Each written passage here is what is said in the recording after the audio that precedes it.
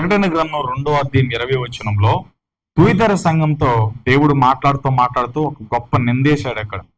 ఈ రోజున దాని గురించి మనం మాట్లాడబోతున్నాం. ఈ రోజున ఆ వాక్యము మన జీవితంలోనికి రాబోతుంది. తుయితర సంఘంతో దేవుడు ఏం మాట్లాడు చూడండి. అయినను 2:20 అందరూ చూడండి. అయినను నీ మీద తప్పు ఒకటి నేను మోపవలసి ఉన్నది, ఏమనగా తాను ప్రవక్తనని చెప్పుకొనుచున్న యెజబెలును స్త్రీని నీవు ఉండనిచ్చుచున్నావు. జారత్వము చేయుటకును విగ్రహమునకు బలిచ్చిన వాటిని తినుటకును అది నా దాసులకు బోధించుచు వారిని మోసపరుచుచున్నది. మారు మనసు పొందుటకు నేను దానికి సమయం ఇచ్చుతుని గాని అది తన జారత్వమును విడిచిపెట్టి మారు మనసు పొందునొల్లదు. హల్లెలూయా. ఇక్కడ యెజబెలు ఆత్మ, అందరూ చెప్పండి, యెజబెలు ఆత్మ. ఈ తుయతర సంఘం అట, దీని స్థితిని దేవుడు చూసినప్పుడు ఈ సంఘంలో ఏముందంటే యెజబెలు ఆత్మ ఉందట. తుయతర సంఘంతో దేవుడు ఏం మాట్లాడంటే, నీకు సమయం ఇచ్చాను, నువ్వు మారు మనసు పొందు. హల్లెలూయా. ఈ యెజబెలు ఆత్మ నీలో ఉంటే నువ్వు ఫలించవు. ఈ యెజబెలు ఆత్మ నీలో ఉంటే నువ్వు వర్ధిల్లు. ఈ యెజబెలు ఆత్మ నీలో ఉంటే నాకు నీకు సంబంధం ఉండదు, నువ్వు పోలికలోనికి రావు, నువ్వు ఖచ్చితంగా విడిచిపెట్టబడతావు. కాబట్టి యెజబెలు దాని ఆత్మ, దాని యొక్క ప్రభావం సంఘం మీద ఉండకూడదు అని చెప్పి ఇక్కడ తుయితర సంఘంతో దేవుడు మాట్లాడాడు. హల్లెలూయా. ఈ రోజున యెజబెలు ఆత్మ అంటే ఏంటి, దాని ప్రభావం ఎంతవరకు ఉంటుంది, దాని పనితీరు ఎలా ఉంటుంది? యెజబెలు ఆత్మ ఒక ఇంటి మీద, ఒక వ్యక్తి మీద, ఒక సంఘం మీద పనిచేస్తే దాని ప్రభావము, దాని పర్యవసానం ఎలా ఉంటుంది? ఆ యెజబెలు ఆత్మను మనం ఎలా అంచనా వేయాలి? ఆ యెజబెలు ఆత్మను మనం ఎలా తొక్కి పెట్టాలి? దాన్ని ఎలా అధిగమించాలి? మన జీవితాన్ని యేసుక్రీస్తుకి ఎలా అంకితం చేసి ఆయనలో అంటుగట్టబడి ఫలించి ఆయన మహిమకు చేరాలనే వర్తమానం ఈ రోజున పరిశుద్ధాత్మ దేవుడు కొంతమంది జీవితాల్లో నుంచి, కొన్ని రిఫరెన్స్ల నుంచి పరిశుద్ధాత్మ దేవుడు మనకి ఇవ్వబోతున్నాడు. హల్లెలూయా. దానికి ముందుగా యెజబెలు, ప్రకటన గ్రంథంలో రాయబడిన యెజబెలు అనే స్త్రీ అని ఇక్కడ పరిశుద్ధాత్మ దేవుడు రాయించాడు. హల్లెలూయా. ఈ యెజబెలు ఎవరు? ఈవిడి పుట్టు పూర్వోత్తరాలు ఏంటి? ఈవిడ ఎక్కడి నుంచి వచ్చిందని చూస్తే మనకి రాజుల గ్రంథంలో మనకు కనపడుతుంది. హల్లెలూయా. సొలొమోను రాజ్య పరిపాలన తర్వాత ఇశ్రాయేలు రాజ్యము 2గా విభాగింపబడింది. హల్లెలూయా. ఒకటి ఉత్తరము, రెండోది దక్షిణం. దక్షిణములో 2 గోత్రాలు ఉన్నాయి, అది యోధా గోత్రము, బెన్యామీను గోత్రం. దీనికి క్యాపిటల్ యెరూషలేముగా మనకు తెలుసు. హల్లెలూయా. మిగిలిన 10 గోత్రాలు కూడా ఉత్తరములో ఉన్నాయి. హల్లెలూయా. దీన్ని పరిపాలన చేసిన వ్యక్తి ఎవరంటే సొలొమోను కుమారుడైన యారోబాము అనే వ్యక్తి దాన్ని పరిపాలన చేశాడు. యారోబాము దగ్గర నుంచి లెక్క పెట్టుకుంటూ వస్తే 7 రాజ్యాల తర్వాత ఆహాబు అనే వ్యక్తి ద్వారా ఈ యెజబెలు అనేది మనకు కనబడుతుంది అనమాట. హల్లెలూయా. చెప్పండి. సొలొమోను తర్వాత యారోబాము ఈ ఉత్తర ప్రాంతాలని, ఉత్తరంలో ఉన్న 10 గోత్రాలను పరిపాలన చేశాడు. అక్కడి నుంచి మనం లెక్క పెట్టుకు వస్తే వరుసగా 7 రాజులు మనకు కనబడతారు. ఆ పేర్లు మీకు అవసరమైతే కనుక రాసుకోండి. 1 యారోబాము, 2 నాదాబు, 3 బయషా, 4 ఏలా, 5 జిమ్రి, 6 ఒమ్రి, 7 ఆహాబు. ఈ ఒమ్రి యొక్క కుమారుడే ఈ ఆహాబు. హల్లెలూయా. ఈ ఆహాబు ఏం చేశాడంటే ఒక వివాహం చేసుకున్నాడు. ఎవరిని చేసుకున్నాడంటే యెజబెలుని చేసుకున్నాడు. మనం చూస్తాము మొదటి రాజుల గ్రంథము 16:31. మనందరం కూడా పరిశుద్ధ గ్రంథం తెరిచి మొదటి రాజుల గ్రంథము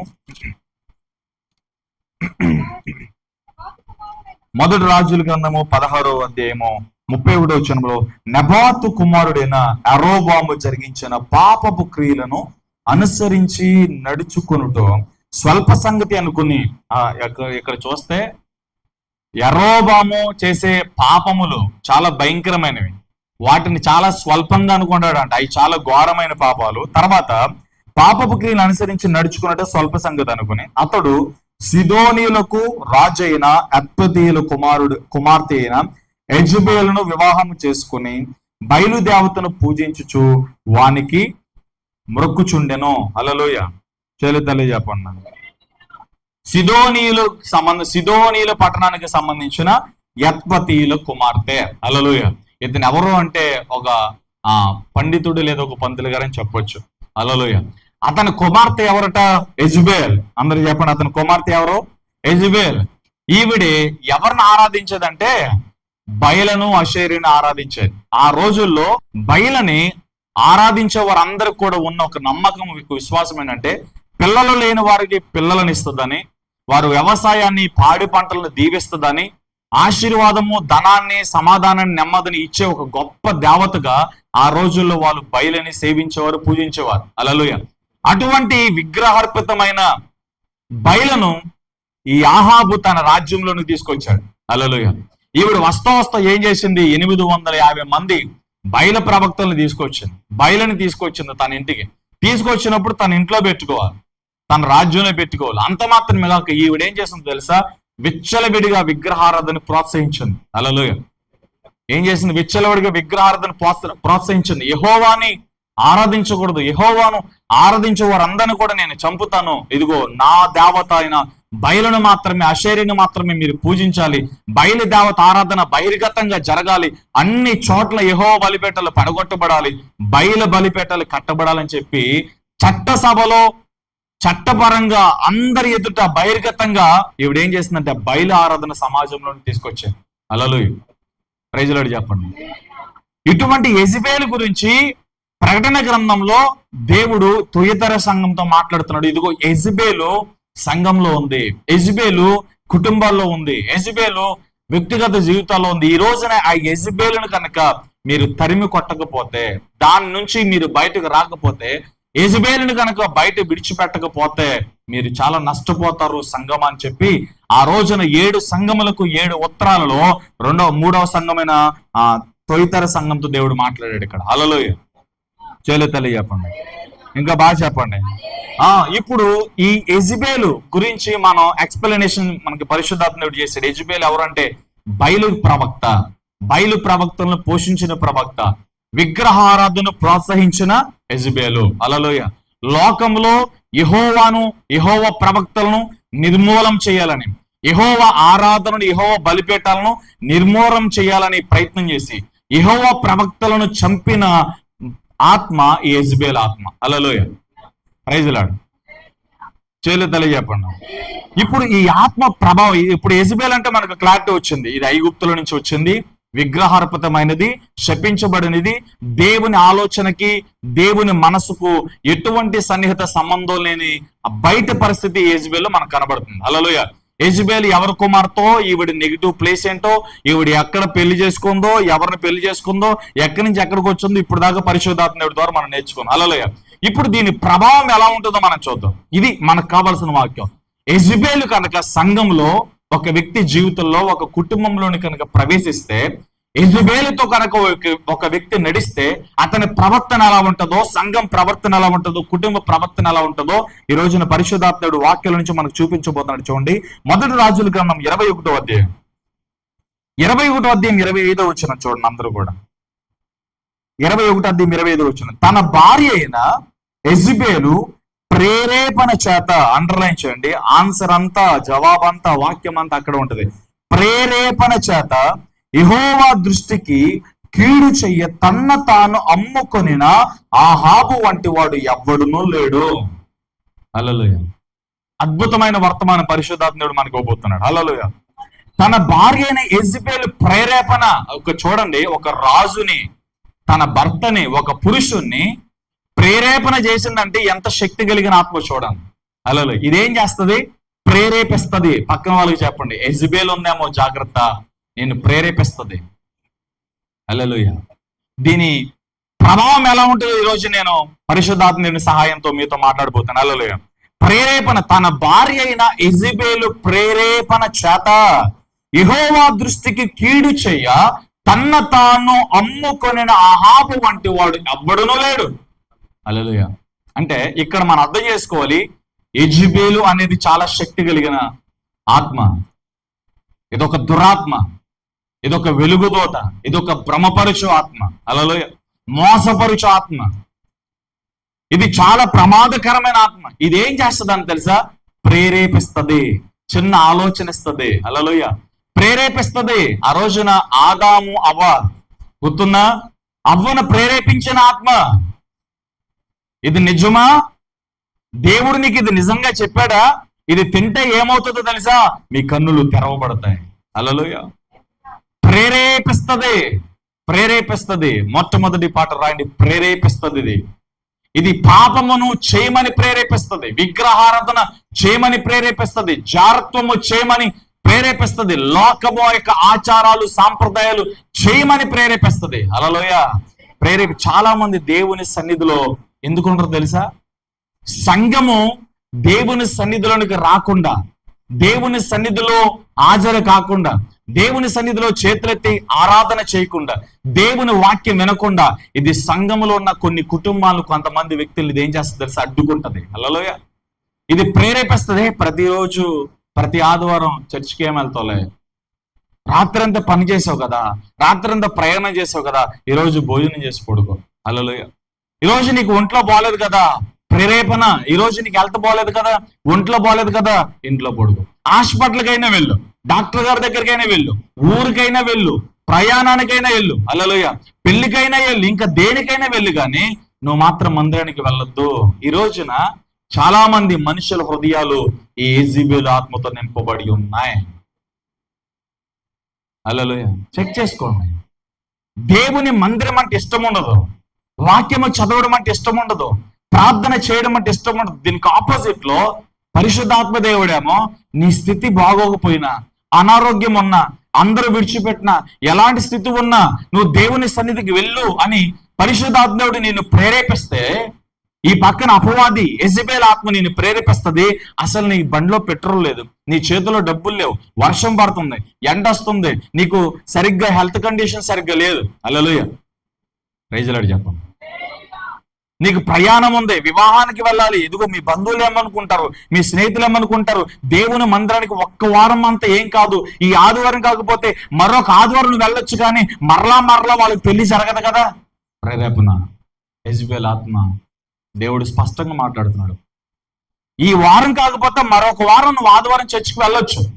మహా అయితే దేవుడు ప్రేమ కలిగిన వాడు కనుక, కృప కలిగిన వాడు కనుక, దేవా నేను రాలేకపోయాను క్షమించు అని అడిగితే క్షమించేస్తాడు. దేవుడు పిచ్చోడు, నీవంటే చాలా ఇష్టం, ఆయనకి చాలా ప్రేమ ఎక్కువ, కాబట్టి జస్ట్ మారు మనసు పొంది జస్ట్ చిన్న ప్రార్థన చేస్తే నీ ప్రార్థన దేవుడు అంగీకరించేస్తాడు. కనుక ఈ వారం చర్చికి వెళ్ళకపోయినా పర్లేదు, పెళ్లికి వెళ్ళు, ఫంక్షన్కి వెళ్ళు, పరీక్షకి వెళ్ళు, హాస్పిటల్కి వెళ్ళు, దేనికైనా వెళ్ళు, కానీ దేవుని సన్నిధికి వెళ్ళొద్దు. సంఘము దేవుని సన్నిధిలోనికి రాకుండా, దేవుని మహిమను చూడకుండా, దేవుని ప్రభావాన్ని చూడకుండా అడ్డుకుంటది. దేవుణ్ణి ప్రేమించకుండా, దేవుని ఎరగనకుండా, ఆయన మహిమను చూడకుండా లోకంలోనికి, లోకాశలోనికి ప్రేరేపించే ఆత్మ యెజెబెల్. హల్లెలూయా. దేవుని సన్నిధిలో ఉండటానికి ఇష్టం ఉండనవుది. వచ్చిన కాడి నుంచి టైం ఎంత, ఎప్పుడు వెళ్ళిపోదాం. యెజెబెల్ ఆత్మ. దేవుని సన్నిధిలో సరిగ్గా ఉండలేకపోతున్నావా? నేను దేవుని సన్నిధిలో నుంచి టైం చూడని ప్రేరేపించేది ఎవరు? కూర్చున్న దగ్గర నుంచి ఎప్పుడు వెళ్ళిపోదామా అని నీకు పదే ప్రేరేపించేది ఎవరు? నీ మనసులోనికి ఈ ఆలోచన ఎలా వచ్చింది? కూర్చున్న వ్యక్తులు లేచి వెళ్ళిపోవాలనే ఆలోచన ఎందుకు వస్తుంది? ప్రార్థన చేయడానికి ఎందుకు మనసు రాట్లా?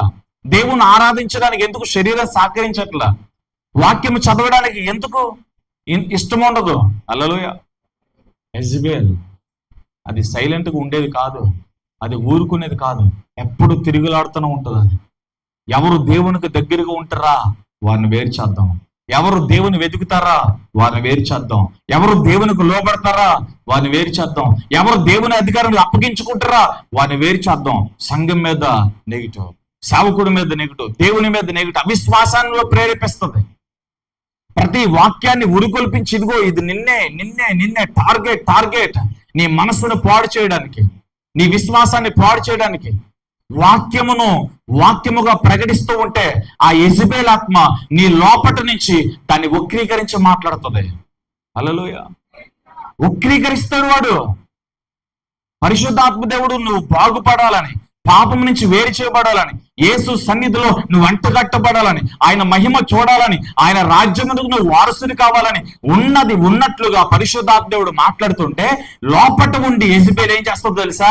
ఇదిగో పాత గొడవలు గుర్తు చేసుకుని, పాత కక్షలు గుర్తు చేసుకుని, నేను మనసులో పెట్టుకుని, నేను తలంపులో పెట్టుకుని నిన్నే టార్గెట్ చేసి మాట్లాడుతున్నాడు, నిన్నే పాయింట్అవుట్ చేస్తున్నాడు యెజెబెల్.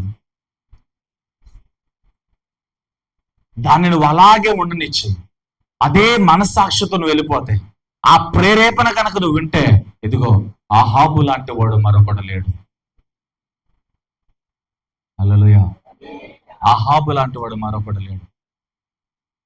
చేయలే చెప్పండి. ఒకప్పుడు నేను విశ్వాసం ఉన్నప్పుడు పాస్టర్ గారి మాట నేను ఏదైనా వినకపోతే, ఆయన వాక్యంలో నుంచి నన్ను తిట్టినప్పుడు కళ్ళంటి నీళ్ళు వచ్చేసి బెక్కుమొహం పెట్టేసుకొని లోపల గైడ్ చేసేవాడు. నన్నే అన్నారు.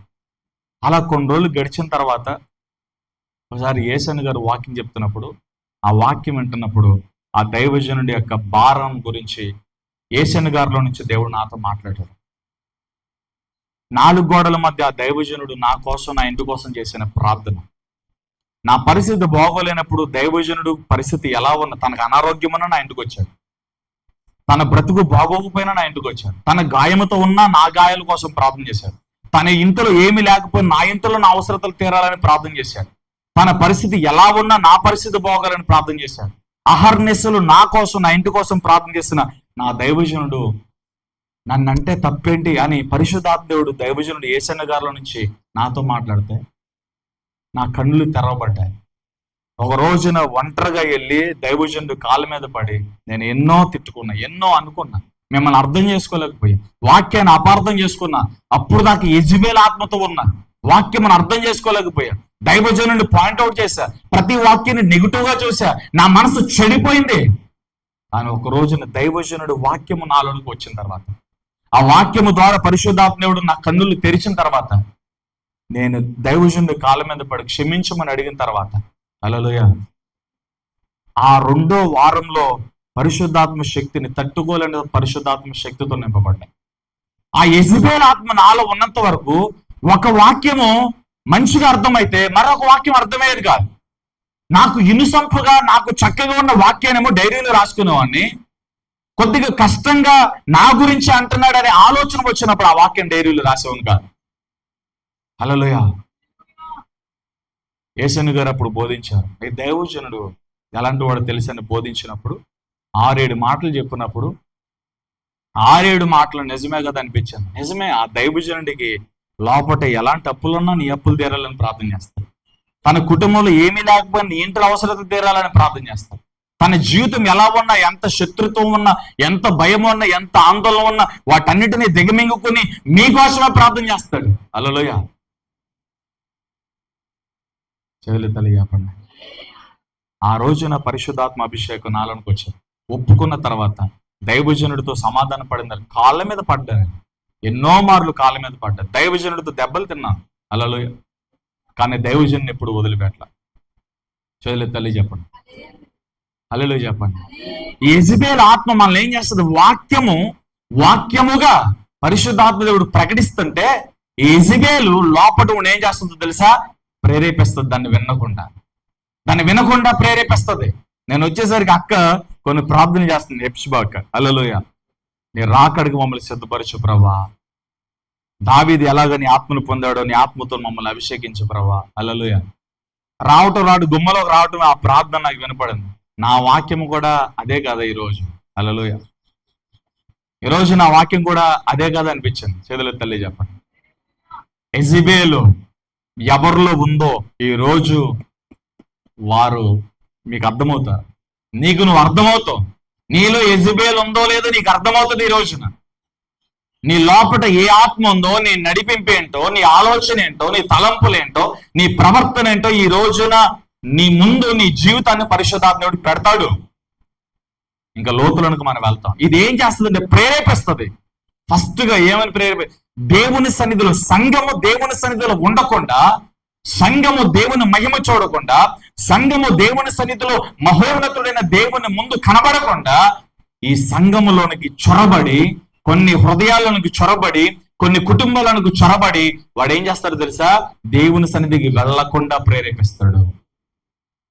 నీ ఉద్యోగానికి వెళ్ళి డ్యూటీ ఉంది, పై అధికారం మాట వినాలి అని ప్రేరేపిస్తాడు. దేవుని సన్నిధికి మాత్రం వెళ్ళొద్దు అంటాడు. ఉద్యోగాన్నే ప్రేమించు, ఈ వారం కుదరలా వచ్చే వారం మందిరానికి వెళ్ళి అంటాడు. నీతోనే మాట్లాడుతున్నాడు పరిశుద్ధాత్మ. హల్లెలూయా. ఫంక్షన్ మరలా పెట్టుకోరు. ఈ రోజు నువ్వు వెళ్ళాలి, ఈ వారం కాకపోతే మరొక వారం. సావుకుడు మారిపోతాడా? దేవుడు మారిపోతాడా?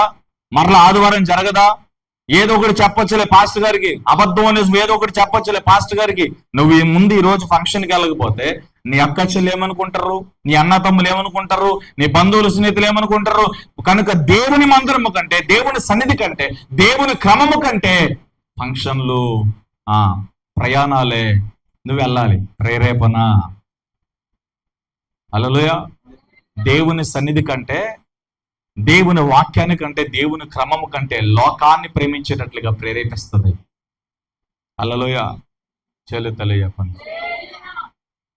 ఒక సహోదరుడు 12-13 ఇంజక్షన్లు చేసుకోవాలి ప్రతిరోజు. పాపం విజయవాడ వెళ్ళి ఇంజక్షన్ పొద్దున వచ్చారు. నాన్న కిందటి వారం దేవుని సన్నిధి, ఈ వారం కూడా ఏంటని మంగళవారం తవ్వుతాయనే అన్నారు. హల్లెలూయా. నిజమే, డాక్టర్లు ఏది చెప్తే అది వింటారు, మాంత్రికులు ఏది చెప్తే అది వింటారు, సిద్ధాంతులు ఏది చెప్తే అది వింటారు, చెల్లంగి చేసేవాళ్ళు ఏది చెప్తే అది వింటారు. కానీ పరిశుద్ధాత్మ దేవుడు చెప్పిన మాట సంఘం వినట్లా. యెజబెల్. హల్లెలూయా. దేవుని కంటే ఎక్కువగా నువ్వు దేన్ని ప్రేమిస్తున్నావో, దేవుని కంటే ఎక్కువగా నువ్వు ఎవరిని ఆరాధిస్తున్నావో, దేవుని కంటే ఎక్కువగా లోకాన్ని ఎంత ప్రేమిస్తుంది, దాని అంతటికి కారణం ఎవరో తెలుసా? యెజబెల్ నిన్ను ప్రేరేపిస్తుంది. అహాబు లాంటి వాడు, రాజు, ధర్మశాస్త్రం తెలిసిన వాడు, యెహోవా ఆరాధికుడు, యెహోవాని ఎరిగిన వాడు యెజబెల్ కిందకి వెళ్ళిపోయాడు. యెజబెల్ పంజా విసిరిందంటే, యెజబెల్ వలేసిందంటే పట్టబడ్డాడు, యెజబెల్ చేతిలో చిక్కబడ్డాడు. నీకెంత వాక్యం తెలిసినోడు అయినా, నువ్వెంత ఆరాధికుడు అయినా, ఒక్కసారి యెజబెల్కు చోటిచ్చావా? ఒక్కసారి ఎదుటి వ్యక్తిని అపార్థం చేసుకున్నావా? ఒక్కసారి వాక్యానికి వేరుగా జీవించావా? ఒక్కసారి పాపానికి చోటిచ్చావా? యెజబెల్ వస్తుంది. వాడు అల్లుకుపోతాడంతే. వాడికి చోటు ఇవ్వద్దు. అందుకే పాపము చేయొద్దు, అపవాదుకు చోటు ఇవ్వద్దు. అపవాదుని ఎదిరించుడు, వాడి మీ ఎద్దు నుండి పారిపోవను. హల్లెలూయా. యెజబెల్లో మొదటి పాఠం, యెజబెల్ ప్రభావం దేవుని సన్నిధిలో ఉండకుండా నిన్ను ప్రేరేపించి లోకంలోనే, లోకాశల్లోనే, లోక క్రియల్లోనే మగ్గి పెడతాది. నేను దేవుని సన్నిధికి రానవదు, దేవుని సన్నిధి అంటే ఇష్టం ఉండనవదు. ఫంక్షన్కి వెళ్ళేటప్పుడు ఉండే జోష్, ప్రయాణాలకు వెళ్ళే జోష్, హల్లెలూయా, ఆ సంతోషం, ఆ ఆహ్లాదం దేవుని సన్నిధికి వచ్చేటప్పుడు నీ మొక్కలో కనపడదు. హల్లెలూయా. పరిచర్య చేసేటప్పుడు ఆ మొక్కలో ఆ ఆనందం కనపడదు. దేవుని పని చేసేటప్పుడు ఆనందం కనపడదు. వంకలు ఎదుగుతూ ఉంటారు చాలా మంది, కారణాలు వెతుకుతూ ఉంటారు చాలా మంది. ఈ వంకలు వెతికేవారు, కారణాలు వెతికేవారు, దేవుని సన్నిధి కంటే లోకాన్ని ఎక్కువగా ప్రేమించే వారందరూ కూడా ఈ యెజబెల్ ఆత్మతోనే నింపబడ్డారు. మరొక మాట చెప్తే, దేవుని సన్నిధిలో కూర్చుంటాం కానీ వాక్యం మాత్రం విన్నవాడు వాడు ప్రేరేపిస్తాడు. కూర్చుంటావు, ఇక్కడ ఉన్నట్టుగానే ఉంటది, వాక్యం వింటున్నట్టుగానే ఉంటది, ఈయన మాటలు మీ చెవులకు వినపడుతూనే ఉంటది, కానీ ఆ వాక్యం లోపలికి వెళ్ళనబడాడు, హృదయంలోనికి వెళ్ళనబడాడు. హృదయంలోకి వెళ్తే ఏం జరుగుతుందో వాడికి తెలుసు.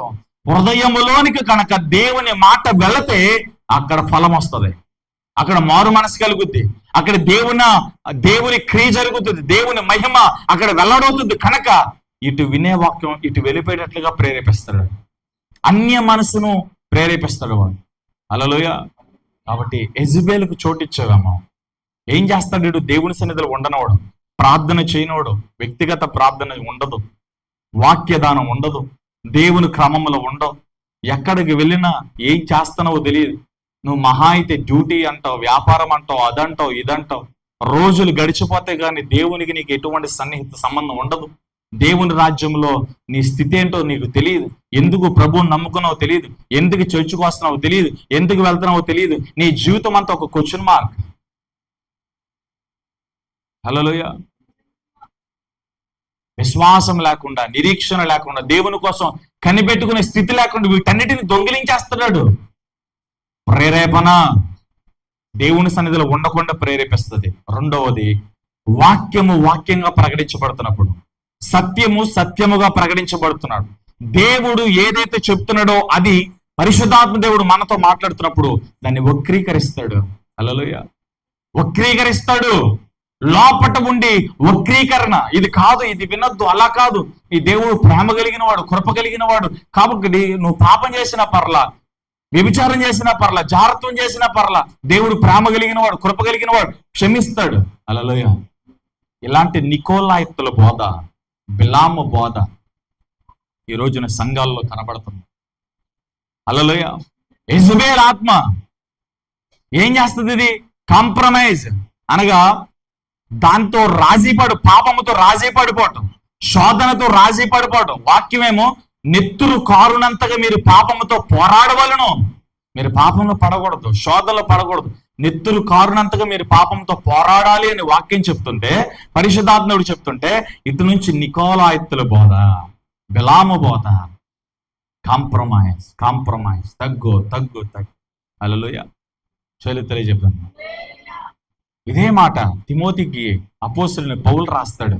ఇదిగో తిమోతి, అంత్య దినాల్లో, అపాయకరమైన దినాల్లో, ఆఖరి రోజుల్లో సంఘములో ఉన్నవారు చాలా మంది ఏం చెవులు చెప్పండి? ఏం చెవులు? దురద చెవులు కలిగిన వారు, దురాశ కలిగిన వారై. హల్లెలూయా. కల్పనా కథల వైపు తిరుగు కాలం. వాక్యం వద్దు, పాపం ఒప్పుకోండి, జీవితాన్ని మార్చుకోండి. యేసు రాబోతున్నారు, దేవుని ఆత్మతో నింపబడండి, యేసు కోసం బ్రతకండి, లోకాన్ని ద్వేషించండి, లోకములో మీరు ఏమి ఎతకొద్దు, ఎవరున్నా ఎవరు లేకుండా యేసు మీతో ఉంటారు, ఆయన కోసం బ్రతకండి అని పరిశుద్ధాత్మ దేవుడు ఒక సేవకుల నుంచి చెప్తుంటే మారు మనసు పొందాం. బ్రతుకుని సరి చేసుకో, జీవితాన్ని సరి చేసుకో. ప్రవచనం చెప్పేవాళ్ళు కావాలి, అద్భుతాలు చేసేవారు కావాలి, స్వస్థపరిచేవారు కావాలి. అద్భుతాల కోసం పరిగెడతాం, స్వస్థతల కోసం పరిగెడతాం, సూచికార్యాల కోసం పరిగెడతాం, నీ భవిష్యత్తు చెప్పేవారి కోసం పరిగెడతాం. ఇదే నీకు కావాలి.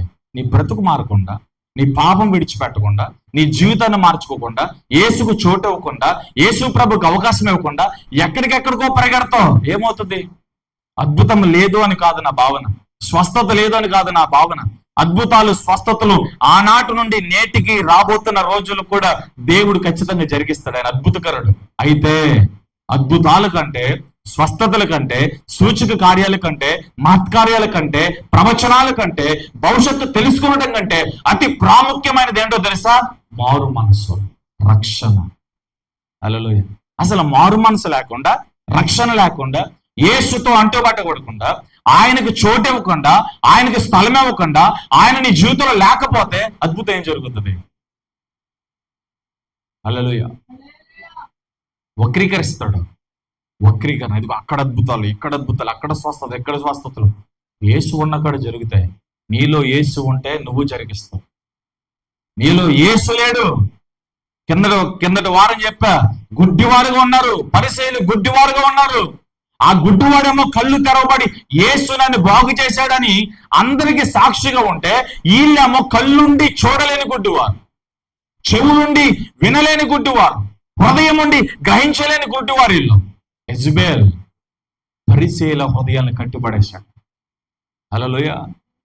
ఎవరు కావాలి మనకి? ప్రవచనాలు చెప్పేవాళ్ళు కావాలి, అద్భుతాలు చేసేవాళ్ళు కావాలి, స్వస్థతలు, సూచకార్యాలు, మహత్కార్యాలు చేసేవాడు కావాలి. యేసు అవసరంలా. అదేంటండి యేసు లేకుండా కాదని, యేసు కావాలి అని ఒకవేళ అన్నావనుకో, ఎలా యేసు నీలో ఉన్నాడు? యేసు నీలో ఉంటే అద్భుతం కోరుకో అవసరంలా, యేసు నీలో ఉంటే స్వస్థత కోరుకో అవసరంలా, యేసు నీలో ఉంటే అన్ని నీలో ఉన్నట్టే తగిన సమయం ముందు దేవుడు నీకు ఇవ్వాల్సింది దేవుడు నీకు ఇస్తాడంతే.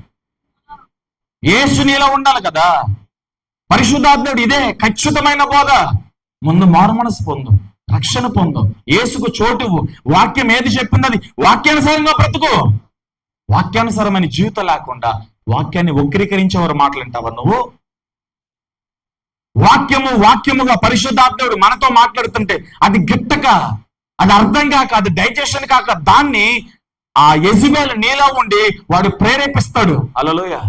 ఎందుకు పక్కకు పోతావు? ఎందుకు సంఘాలు మారిపోతారు? ఎందుకు సేవకులు మార్చేస్తారంటే యెజబెల్ ఉండే వాక్యం అర్థం కాకే, నడిపింపు అర్థం కాకే, దైవజనుడి ఆలోచన అర్థం కాకే, దేవుని క్రమమర్థము కాక మారిపోతూ ఉంటారు. హల్లెలూయా. వక్రీకరణ. చెప్పండి, వక్రీకరణ. రెఫరెన్స్ ఒకటే, చదివించే వాక్యం ఒకటే, కానీ వివరించే విధానాన్ని మారుస్తాడు అపవాది. యెజబెల్ శక్తి కలిగిన దురాత్మ, బలమైన దురాత్మ, మామూలు దురాత్మ కాదు. ఒక రాజుని చేతిలోని తీసుకుంది, తన భర్తని చేతిలోని తీసుకుంది, ప్రేరేపిస్తుంది, అది పాపము చేయడానికి ప్రేరేపిస్తుంది. వాక్యములో నుంచి పరిశుద్ధాత్ముడు వాక్యమును వాక్యముగా బోధిస్తే వాక్యంలో కలిపి వక్రీకరించి తీసి బోధించే ఆత్మ యెజబెల్. హల్లెలూయా. అందుకనే తిమోతికి రాశాడు పౌలు, వాళ్ళు దురద చెవులు కలిగి, దురాశ మనస్సు కలిగి, వారి కోసము స్వకీయ ఆలోచనతో వారి కోసం కొంతమంది కల్పనా కథలు చెప్పే సావుకులను వారి కోసం వారే పోగేసుకున్నారు. హల్లెలూయా. ఇవాళ నిజం మాట్లాడితే ఎవరికి నచ్చదు. నువ్వు నిజం మాట్లాడి నీ ఇంట్లో వాళ్ళకి ఎవరికి నచ్చవు. నీ ఊర్లో నువ్వు నిజం మాట్లాడితే నీ ఊర్లో వాళ్ళకి నచ్చవు. నిజము మాట్లాడేవాడు ఎవరికే నచ్చడు మనుషులకి. హల్లెలూయా. కానీ నిజం మాట్లాడేవాడు దేవునికి నచ్చుతాడు. హల్లెలూయా. సంఘంలో కావచ్చు, బయట కావచ్చు, ఎక్కడైనా కావచ్చు, ఉన్నది ఉన్నట్లుగా చెప్తే, ఉన్నది ఉన్నట్టుగా మాట్లాడితే, ఇది కాదు ఇది, అలా కాదు ఇది, ఇది దేవుని క్రమం అని చెప్తే, ఉన్నాడు కదా లోపల, వాడు ప్రేరేపిస్తూ ఉంటాడు. వినకుండా, మాట విననల్లకుండా. అందుకే దేవుడు, ఈ జనులు ఎలా వ్యర్థముగా వారి పై పెదాలతో నన్ను ఆరాధిస్తారు, వారి హృదయములు నాకు చాలా దూరంగా ఉన్నాయి. హల్లెలూయా. సంగమా, నేను ఎవరు ప్రేరేపిస్తున్నారు? నిన్ను ప్రేరేపించేది పరిశుద్ధాత్మగా ఈ యెజబెల్. వాక్యాన్ని వాక్యముగా అంగీకరిస్తున్నావా? వాక్యాన్ని వాక్యంగా చదవగలుగుతున్నావా? హల్లెలూయా. చెల్లి తల్లి చెప్పండి, యేసుకు చోటు ఇవ్వండి, యేసుకు స్థలం ఇవ్వండి. ఆయన వస్తే నీ నోరు ప్రవచించే నోరుగా మారుతుంది, నీ చెయ్యి అభిషేకపు చెయ్యిగా మారుతుంది, నీ మాట శక్తి కలిగిన మాటగా మారుతుంది. యేసు నీలో ఉంటే, అపోస్తుల్లో ఉన్న యేసు భూమిని తలకిందులుగా చేయలేదా? యేసు లేనంత వరకు వారు ఎంటీ. యేసు వారికి వచ్చిన తర్వాత చదువు లేదు, జ్ఞానం లేదు, కానీ భూమిని తలకిందులు చేయవారుగా మారారు. వాళ్ళు ఆఖరి నిమిషం వరకు యేసు కొరకు హతసాక్షులుగా మారే వరకు కూడా వారు క్రీస్తుకు సాక్షులుగా బ్రతికారు. ఇది కదా మనకు కావాల్సిందే. ఈ అపోస్తుల అనుభవం కదా మనకు కావాల్సిందే. అద్భుతం అని, స్వస్థత అని, అక్కడికి వెళ్తే అది జరుగుతుంది, ఇక్కడికి వెళ్తే ఇది జరుగుతుంది. నీలో యేసున్నాడా? యేసుని అర్థం చేసుకున్నావా? వాక్యానికి చోటిచ్చావా? లోకం నుంచి వేరు చేపట్టావా? మారు మనసు పొందిన వారువేనా మీరు? హల్లెలూయా.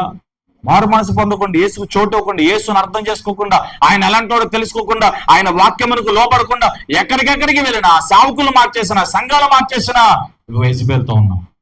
ముందు యెజబెల్ సంఘంలో నుంచి వెళ్ళగొట్టాలి, యెజబెల్ ఇంట్లో నుంచి వెళ్ళగొట్టాలి, యెజబెల్ హృదయంలో నుంచి వెళ్ళగొట్టాలి.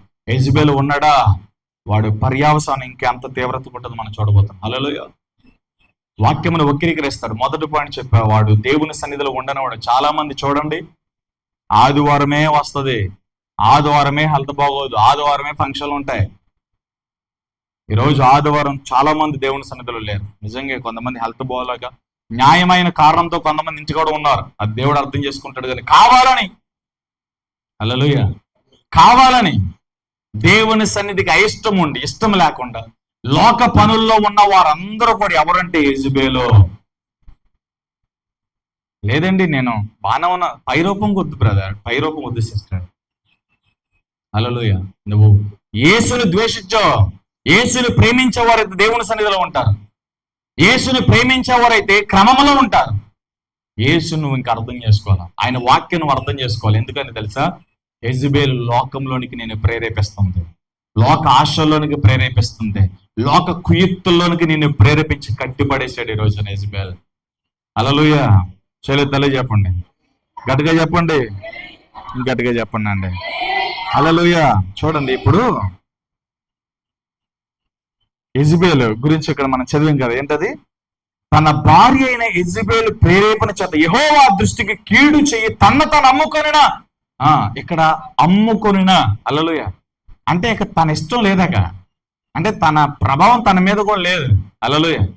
యెజబెలుకి, అపవాదికి, పాపానికి ఎప్పుడైతే ఒక వ్యక్తి చోటిస్తాడో అప్పుడు ఆటోమేటిక్ గా వాడు తన జీవితంలో సింహాసనం వేసుకుని కూర్చుంటాడు. తనకు తెలుస్తుంది నేను ప్రార్థన చేయాలి కదా అనుకుంటాడు, కానీ వాడు ప్రార్థన చేయలేడు. దేవుని సేవించాలి కదా అనుకుంటాడు, కానీ సేవించలేడు. దేవుని ఆరాధించలేడు, సేవించలేడు, ప్రార్థన చేయలేడు, కనీసం మందిరానికి కూడా సరిగ్గా రాలేరు. ఎందుకని? అమ్మేసుకున్నావు యెజబెల్కి. మొదటి విశ్వాసం ఏది నీది? మొదటి ప్రార్థన ఏది? మొదటి పరిచర్యలో ఎలా ఉన్నావు? సువార్త అంటే ఎలా వచ్చేదానివి? మీటింగ్ అంటే ఎలా వచ్చేదానివి? ఆదివారం క్రమం అంటే ఎలా వచ్చేదానివి? చర్చిని ఎలా క్లీన్ చేసేదానివి? ఈరోజు ఎక్కడ సార్, ఎక్కడ సిస్టర్? యెజబెల్ ఉన్నాడా? జాగ్రత్త. మొదటి భక్తి అది, మొదటి విశ్వాసం అది. ఏది నీ బలిపీఠం? ఎక్కడ పడద్రోయబడింది? ఎవరు నీ మనసును కట్టినవా? ఎవరు నీ భక్తిని చెరిపేవారు? ఇదిగో పరిశుద్ధ గ్రంథంలో పరిశుద్ధాత్ముడు ముందు పెట్టాడు, అమ్మేసుకున్నాడట. ఈ మాటకి ఒక ఎగ్జాంపుల్ చెప్తానే. నీతిమంతుడైన నాబోతు అనే ఒక వ్యక్తి ఇదే పాటలో మనకు కనపడతాడు. హల్లెలూయా. నాబోతు అనే నీతిమంతుడు ఒకడు ఉన్నాడు. అతడు నిరపరాధి అనే వాక్యం చెప్పింది. అతని ద్రాక్ష తోటకు ఆనుకుని యాహాబు రాజుకి వ్యవసాయ భూమి ఉంది. ఈ నాబోతు దగ్గరికి ఈ యాహాబు రాజు ఏం చెప్తాడంటే, అయా నీ పొలము నా పొలము సరిహద్దులో ఉన్నాయి కనుక నీ పొలం నాకు ఇచ్చేయి.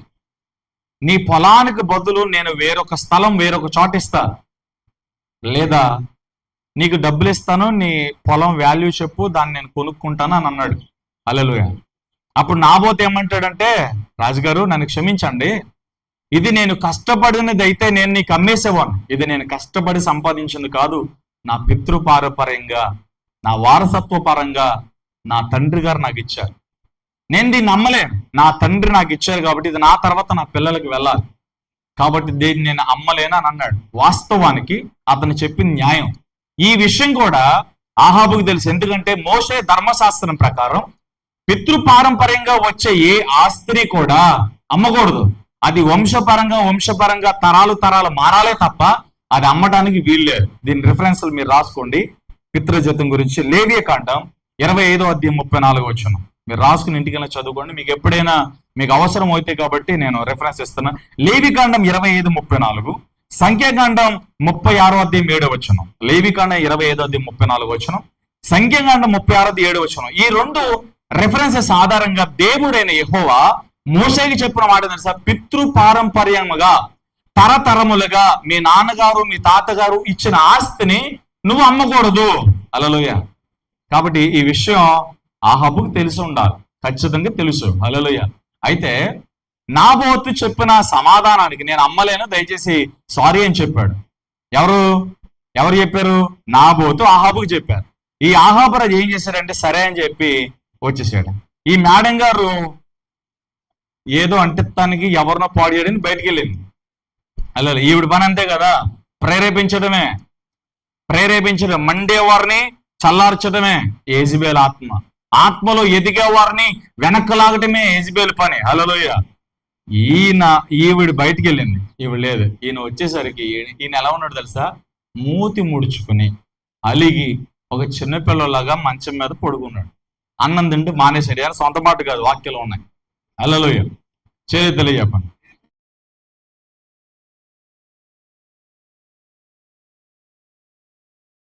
మీకు ఇది ఏం గుర్తుకొస్తుంది? చిన్నపిల్లలు గుర్తుకు రావాలి. హల్లెలూయా. ఎంత వాక్యమేనా, ఎన్ని సంవత్సరాలు విశ్వాస జీవితంలో ఉన్నా, ఎంత వాక్యం తెలుసుకున్నా, ఎంత ప్రార్థన చేసిన కొంతమంది ఇంతే. హల్లెలూయా. మూతు ముడుచుకుని అలిగి అన్నం మానేసి మంచం ఎక్కి కూర్చున్నాడు. ఈ లోపు వచ్చేసింది యెజబెల్. హల్లెలూయా. ఏమైంది? ఆ వాయిస్ కూడా అలాగే ఉంటది. హల్లెలూయా. ఏమైంది అని అడిగింది అంతే. హల్లెలూయా. కీలుబొమ్మ అయిపోయాడాక, యెజబెల్ ప్రభావం పనిచేస్తుందాక నోరు తెరిచి చెప్తున్నాడు, ఇదిగో ఇది జరిగింది, నాబోతు ఇలా పొలం. ఏంటి దీనికేనా? దీనికే నువ్వు అలుగుతావా? దీనికి అన్నం మానేస్తావా? లే అన్నం తిన అన్నంతే. హల్లెలూయా. చూసావా?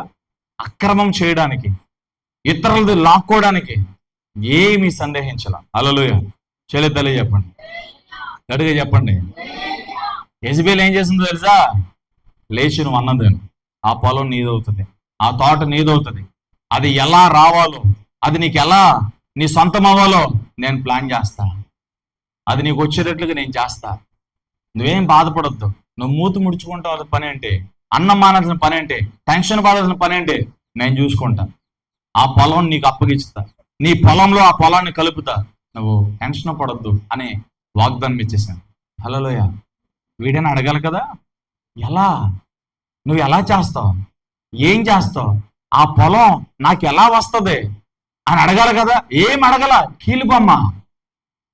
యెజబెలు ఒక మనిషి జీవితంలో ఉన్నప్పుడు ఏం చేస్తున్నాడో తనకు తెలియదు. ఎలాంటి పాపాన్ని చేస్తున్నాడో, ఎలాంటి పాపానికి ప్రేరేపించబడుతున్నాడు. ఏం చూస్తున్నాడో, ఏం మాట్లాడుతున్నాడో, ఎటు వెళ్తున్నాడో, ఏం తింటున్నాడో కూడా అతనికి తెలియదు. హల్లెలూయా. బ్రదర్, సిస్టర్, నువ్వేం చూస్తున్నావు? నువ్వేం మాట్లాడుతున్నావు? ఈరోజు నీ జీవితాన్ని సరి చేసుకోండి ఈ వాక్యంతో. అద్భుతము, స్వస్థత, సూచికలు, ఫ్యూచర్ ఇదంతా తర్వాత. ముందు యేసు వస్తే ఎత్తబడతావా? ఆయన త్రాసులో సరిపోతావా? ఆయన కొలతలో సరిపోతావా? చెక్ చేసుకున్నాను. ముందు మారు మనసు, ముందు యేసుకు చోటు, ముందు ఆయన చిత్తమే, తర్వాతే ఏదైనా. హల్లెలూయా, హల్లెలూయా. అసలు ఎలా చేస్తావు, ఏం చేస్తావు, ఎలాగా? పొలం నాకు వస్తుంది, తన ద్రాక్ష తోట నాకు వస్తుంది, ఎలాగా? అడగరు చాలా మంది. వాక్యాన్ని చూడరు, ప్రతి ఆత్మను నమ్ముతారు. ఏది సత్య సువార్త, ఏది వాక్యానుసారమైన నడిపింపు, ఏది పరిశుద్ధాత్మ నడిపింపు, ఏది వక్రీకరణ. ఈరోజు ఈ జ్ఞానం సంగమం మీకుందా? ప్రతి ఆత్మను నమ్ముతున్నావా? ప్రతి బోధను నమ్ముతున్నావా? ఎవరు చెప్పిన దేవుని వాక్యం అనుకుంటున్నావా? జాగ్రత్త. యెజబెల్ ఉన్నాడు. సత్య సువార్త ప్రకటించబడుతున్న చాటము విమర్శలు, వ్యతిరేకత, అలుగుళ్ళు, సనుగుళ్ళు, ఇలాంటివన్నీ ఫేస్ చేస్తారు. హల్లెలూయా. వక్రీకరించే చోటము ఏమీ ఉండవు. ఎందుకంటే వక్రీకరించి చేసే బోధ ఎదురుగా కూర్చున్న మనిషిని ఎట్టి పరిస్థితుల్లో గాయపరచదు. వక్రీకరించే బోధ, యెజబెల్ ఆత్మతో మాట్లాడే బోధ కూర్చుని వాక్యం వింటున్న వారందరినీ సంతోష పెడుతుంది, ఆనంద పెడుతుంది, సౌఖ్యముగా ఉంచుద్ది. కానీ ఏలు ఎత్తి నువ్వు విధి మారు మనసు పొందు, నువ్వు యేసుకు నీ జీవితాన్ని అప్పగించుకొని చెప్పదు. హల్లెలూయా. సంతోష పెట్టే బోధ కావాలా? సంబరము చేసుకునే బోధ కావాలా? హల్లెలూయా. యెజబెల్ జాగ్రత్త. తన పరిధిలో లేడు. కనీసం ఒక ఆడదు కదా, భార్య కదా, ఇతడు ఒక రాజే, ఒక రాజ్యానికి దేవుడు నియమించాడే, 10 గోత్రాలకు నువ్వు నాయకుడివే, దేవుని ధర్మశాస్త్రం ఇవ్వబడిందే, దేవుడు తన ప్రజల్ని ఎలా నడిపించాలో నీకు దేవుడు కొన్ని ఉత్తరాలు జారీ చేశాడే, నీ ఎదురుగా ఒక ప్రవక్త ఉన్నాడే, ఏమైంది? నీ ఎదురుగున్న సేవకుడు ఏమయ్యాడు? సేవకుడు చేసిన బోధలు ఏమైనాయి? సేవకుడు చేసిన ప్రార్థన ఏమైంది? సేవకుడు కాల్చిన కన్నీరు ఏమైంది? ఎందుకు ఒక నిమిషంలో, ఒక రోజులో, ఒక గంటలో సంవత్సరాలుగా నేర్చుకున్న భక్తిని కొలాప్స్ చేసుకుంటున్నావు? ఎవరు నిన్ను ప్రేరేపించేది? బ్రదర్, సిస్టర్, నువ్వు కలిగిన దాన్ని గట్టిగా పట్టుకోకుండా జార విడుచుకునేటట్లుగా, నీ విశ్వాసాన్ని కుడికి ఎడమకి తొట్లునేటట్లుగా చేసేదెవరు? యెజబెల్. నిన్ను ఎవరు ప్రేరేపిస్తున్నారు? నీ మనసును పాడు చేసేదెవరు? హల్లెలూయా. చూడండి, ఒక రాజు అయ్యుండి ప్రవక్త ఉన్నాడే, ప్రవక్తను మర్చిపోయాడు, దేవుని క్రమాన్ని మర్చిపోయాడు, దైవికమైన నడిపింపును మర్చిపోయాడు. తన భార్య సర్వస్వం, యెజబెలే సర్వస్వం. ఏది చెప్తే అది వింటున్నాడు, ఎలా చెప్తే అలా చేస్తున్నాడు. అయిపోయాడు. ఈరోజు చాలా మంది నేను మానుకోవాలనుకున్నా కానీ మానుకోలేకపోతున్నాను. బంధించబడ్డావు గట్టిగా. చూడకూడదని తెలుసు కానీ చూడలేకపోతున్నా, మాట్లాడకూడదని తెలుసు కానీ మాట్లాడలేకపోతున్నా. హల్లెలూయా. ఈ పాపం అని నాకు తెలుసు, ఈ పాపం నుంచి నేను బయటకు రాలేకపోతున్నా. ఎందుకు రాలేకపోతున్నావు? యేసుకి నువ్వు చోటవలా, దేవుని వాక్యానికి నువ్వు చోటవలా. దేవుని వాక్యానికి చోటిస్తే, యేసుకు చోటిస్తే, నువ్వు పడున్న గుంటలోనికి నా దేవుడు దక్షిణాస్తాన్ని చెప్పని లాక్కొస్తాడు. నశించిన దాన్ని వెతకి రక్షించే దేవుడు ఆయన. రక్షించుటలో ఆయనను మించిన రక్షకుడు మరొకడు లేడు. సహాయము చేయటంలో ఆయన మించిన సహాయకుడు మరొకడు లేడు. నేను అర్థం చేసుకున్నట్లో, నిన్ను ప్రేమించే ప్రేమలో ఆయన ప్రేమ తప్ప మరొక ప్రేమ లేదు. నిన్ను ప్రేమించే విషయంలో ఆయనే, నేను అర్థం చేసుకునే విషయంలో ఆయనే, నేను ఆదరించే విషయంలో ఆయనే. ఆయన లాంటి వాడు మరొకడు నీకు దొరకబోడు. 33 లోకాలు తిరిగి వచ్చిన యేసు నిన్ను ప్రేమిస్తున్నాడు. అదైనా ఆయనకు చోటవా లేదు. ఈయన పని అంతా ఎంటీ, ఇక కీలు బొమ్మ అయిపోయాడు. రిమోట్ అంతా కూడా యెజబెల్ చేతిలో ఉంది. యెజబెల్ అంటుంది, నువ్వు టెన్షన్ పడకు, మూతి ముడుచుకొని ఆ మూతిని చూడలేకపోతున్నావు, ఆ ముఖాన్ని చూడలేకపోతున్నావు, నవ్వయ్యా. రేపటి తెల్లారి కల్లా నాబోతు పొలమంతా నీ తోటలోకి వచ్చాదు, నీ పొలంలోకి వచ్చాదు. నేను ప్లాన్ చేస్తాను, నేను చూసుకుంటా, టెన్షన్ పడకుండా అన్నం తిని పడుకోను అంతే. హల్లెలూయా. Praise lord. ఎందుకు, ఎలా ఎలా చేస్తామని కూడా అడగల. భార్య చెప్పినట్టు భోజనం చేసి పడుకున్నాం. పనికి మాలిన సాక్ష్యం కలిగిన మన డబ్బుతో కొనేసింది. నాబోతుని రచ్చబండ ముందు నిలబెట్టింది. ఇదంతా నా వాక్యం కాదు, ఎగ్జాంపుల్స్ చెప్తాను. హల్లెలూయా. ఇదంతా చదివించి అన్ని చెప్పించాలంటే చాలా ఇబ్బంది అయిపోతుంది. ఈ రిఫరెన్స్ మీకు కావాలి చూడండి. మొదటి రాజుల గ్రంథం 21వ అధ్యాయం 4వ వచనం, 4వ వచనం నుంచి 19వ వచనం వరకు మీరు చదువుకోండి. ఇదంతా ఇప్పుడు నేను చెప్పే మాటలు ఇక్కడ ఉంటాయి. మొదటి రాజుల గ్రంథం 21వ అధ్యాయం 4వ వచనం నుంచి 19వ వచనం దాకా చదువుకోండి. ఓకే, చేయలేదు చెప్పండి. Okay, clarity. హల్లెలూయా చెప్పండి. టెన్షన్ పడద్దు. ఓకే, ఇప్పుడు ఏం చేస్తుందో తెలుసా? 10వ వచనం మాత్రం చూడండి ఒకసారి.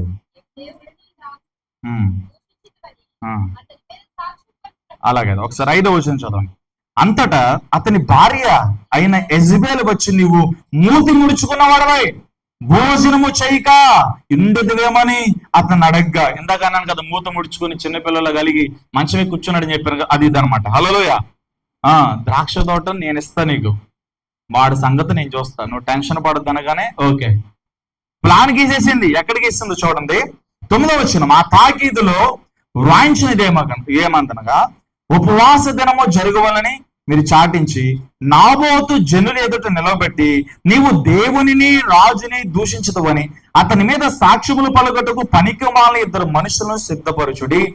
తీర్పు ఆయన మీదట అతన్ని బయటకు తీసుకుని పోయి రాళ్లతో చావగొట్టండి. హల్లెలూయా. చేతులు చెప్పండి. 2 పనికిమాలిన సాక్ష్యాలను డబ్బుతో కొనేసింది, పంచేది పెట్టేసింది, ఊర్లో జనాలందరూ పిలిచేసింది.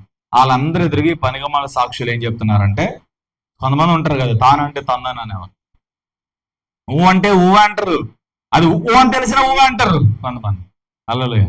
అది కాదురా ఇది అని చెప్పరు. వీళ్ళు చూడండి, ఇక్కడ వీళ్ళిద్దరు డబ్బు కమ్ముడిపోయి, యెజబెలు ఏది చెప్తే అదే. చూసావా, ధనాపేక్ష పని చేస్తుంది ఇక్కడ. యెజబెలు ఏం చేస్తుంది? ప్రేరేపించింది.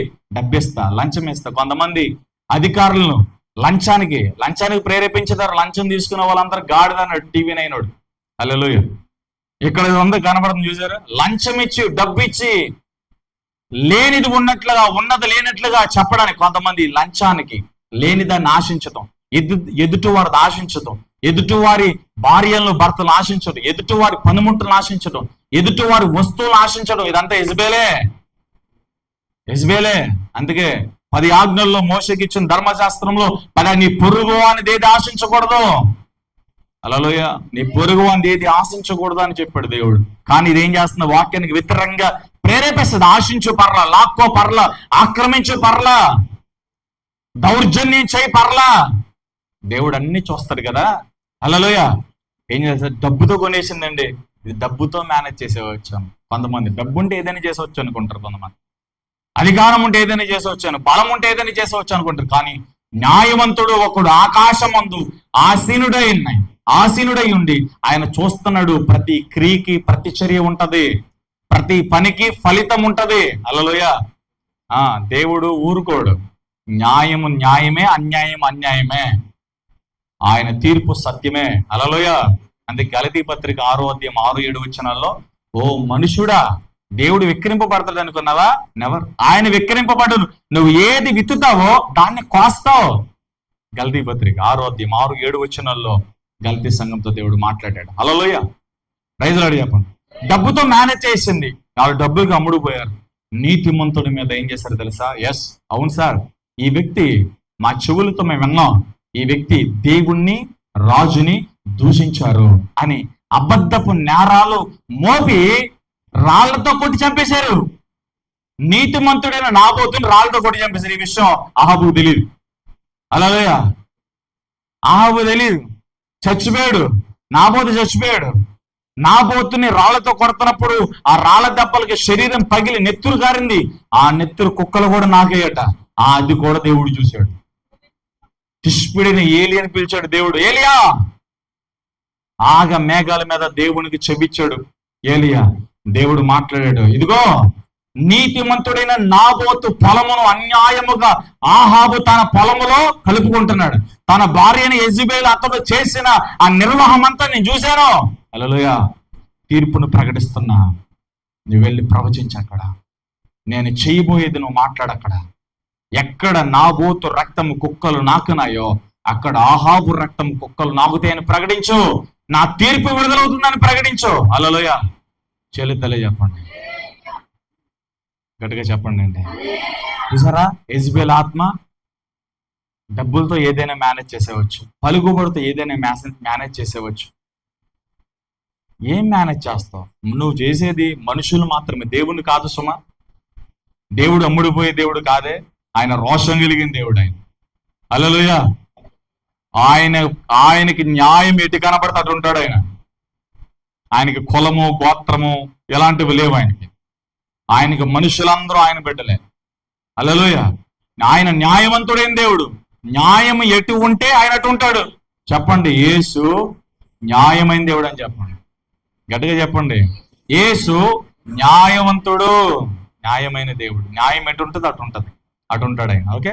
హల్లెలూయా. పొలం చేసుకున్నాడు.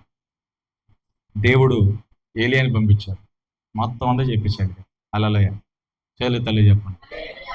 ఇక్కడ ఇప్పుడు ఈ యెజెబెలు చేసిన పని ఏంటో తెలుసా? అక్రమముగా. ఈరోజు సార్ చెక్ చేసుకో, నీది కాంది నువ్వు ఆశిస్తే, నీది కాంది నువ్వు ఆశించి ఎదుటి వారి మీద అసూయలు పెట్టుకుని, ఎదుటి వారి మీద వేరే వేరే మనసును పెట్టుకుని వాళ్ళు పాడైపోవాలి, వారు నాశనం అయిపోవాలి, వాళ్ళు అలా అయిపోవాలి, ఎలా అయిపోవాలి. యెజెబెలు ఆత్మ. హల్లెలూయా. ఎదుటి వారిని నువ్వు ఆశించడానికి వీల్లేదు. ఎదుటి వారిని చూసి నువ్వు మత్సరపడడానికి వీల్లేదు. ఎదుటి వారిని చూసి నువ్వు మత్సరపడుతున్నావు అంటే, ఎదుటివారి ఆశీర్వాదం, ఎదుటివారి ఎదుగుదలను, వారి యొక్క స్థితిని బట్టి నువ్వు మత్సరపడుతున్నావంటే, వారిని హీర్షతో నువ్వు ఉన్నావంటే, వారిని ద్వేషిస్తున్నావంటే అర్జెంటుగా నీ ఎముకలకు కుళ్ళు వస్తుంది. అంతే, ఎముకలకు సంబంధించిన వ్యాధులు వస్తాయి, జాగ్రత్త. హల్లెలూయా. మత్సరము ఎముకలకు కుళ్ళు. ఆమేన్. హల్లెలూయా. ఎవరు ఒక్కరు కూడా ఆమెన్ చెప్తున్నా. హల్లెలూయా. మత్సరము, చెప్పండి, మత్సరము ఎముకలకు కుళ్ళు తీసుకొస్తుంది. అందుకనే నేను మత్సరమును ద్వేషిస్తున్నాను. అది మత్సరము ద్వేషించాలి మనం. యెజెబెలు మత్సరముతో నింపుద్ది అనమాట. హల్లెలూయా. ఇప్పుడు ఏం చేసింది తెలుసా? నాబోతు ద్రాక్ష తోటను లాగేసుకుందండి, ఆక్రమించింది, ఆక్టిఫై చేశారు. హల్లెలూయా. ఒక ప్రాణాన్ని చంపేశారు. చూడండి, యెజెబెలు నరహత్య చేయించాడు. ఇక్కడ 2-3 పాఠాలు చెప్పేస్తాను. ఇక్కడ ఫస్ట్ పాఠం, దేవుని సన్నిధిలో సంఘము దేవుని సన్నిధిలో ఉండకుండా చేస్తాడు. రెండోదిగా, వాక్యము ఖచ్చితంగా ప్రకటించబడుతున్నప్పుడు దాన్ని వక్రీకరించేటట్టుగా చేస్తాడు, దాన్ని అర్థం చేసుకున్నవాడు. మూడోదిగా, ధనాపేక్షతో ప్రేరేపిస్తాడు. చూసావా, ఇద్దరు పనికిమాలిన వాళ్ళ ధనాపేక్షతో ప్రేరేపించింది. ధనమిచ్చి యెజెబెలు ధనాన్ని ప్రేమించే వరకు మారిపోతారు చాలా మంది. ఆదివారం పూట ఎందుకు చర్చికి రాలేదంటే కూలి పనికి వెళ్ళాను అంటారు కొంతమంది, వ్యాపారానికి వెళ్ళామంటారు కొంతమంది. ఎందుకు? డబ్బు కావాలి వాళ్ళకి, ధనాపేక్ష. దేవుడొద్దు, డబ్బు కావాలి. హల్లెలూయా. ధనాపేక్ష సమస్త విధములని కీడులకు మూలం అని వాక్యం చెప్తుంది. వీళ్ళు ఏమో అదే ప్రేమిస్తారు, ధనాపేక్ష. తర్వాత ఇతరులను ఆశించటం. యెజెబెలు ఏం చేస్తుంది? వాళ్ళ కాని దాన్ని వాళ్ళు ఆశించేటట్టుగా చేస్తుంది. పొరుగు వారిది ఇతరులను ఆశించేటట్లుగా యెజెబెలు చేస్తుంది. హల్లెలూయా. తర్వాత నరహత్య చేస్తుంది. నరహత్య ఎన్నో పాఠం ఇది? ఎన్నో పాఠం? నరహత్య ఎన్నో పాఠం? అది విషయం. హల్లెలూయా. నరహత్య చేస్తుంది. ఎదుటి వ్యక్తిని అర్థం చేసుకుని నరహత్య చేస్తుంది. నరహత్య. హల్లెలూయా. ఒక వ్యక్తి తప్పుపోతున్నప్పుడు ఉన్నట్టు స్ట్రైట్ గా మాట్లాడను. అతను గాయం చేసిన పర్ల, దేవుడు మరలా గాయాన్ని కడతాడు. కానీ అలా కావాలని ఆ వ్యక్తిని మాటలతో గాయపరిస్తే, నీ మూలముగా ఎవరైనా సరే ఒక వ్యక్తి గాయపరచబడితే, అతడు హృదయములో వేదన చెందితే అది నరహత్య అని వాక్యం చెప్తుంది. హల్లెలూయా. కాబట్టి నీ మాటలతో, నీ క్రియలతో ఎవరు కూడా నరహత్య చేయబడకూడదు. ఆమేన్. హల్లెలూయా. ఎవరైనా నీ సహోదరులు తప్పిపోతున్నప్పుడు వారిని గద్దించండి, గట్టిగా గద్దించండి. ఎందుకంటే వాక్యం తెలుసు వాళ్ళకి. ప్రేమ చూపాలి, అర్థం చేసుకునేట్లుగా చెప్పాలి. ఇది చెప్పకండి. హల్లెలూయా. కొంతకాలంగా వాక్యం ఎదుగుతున్నారు. పరిశుద్ధాత్మ అభిషేకంలో పాలుపంపులు పొందారు వాళ్ళు, సాగుగుండో పాటు నడుస్తున్నారు వాళ్ళు, నీ సహోదరులుగా వెళ్తున్నారు వాళ్ళు. వాళ్ళకి అన్నీ తెలుసు. కావాలని చేస్తున్నప్పుడు ఇదిగో యేసుబేలు నీలో పని చేస్తుంది, దానికి చోటు వద్దని కట్టించండి. దెయ్యం దగ్గరికి వెళ్ళి దెయ్యమా పో, ఇదిగో దేవుడు ప్రేమమయుడు అంటే పోతుందా?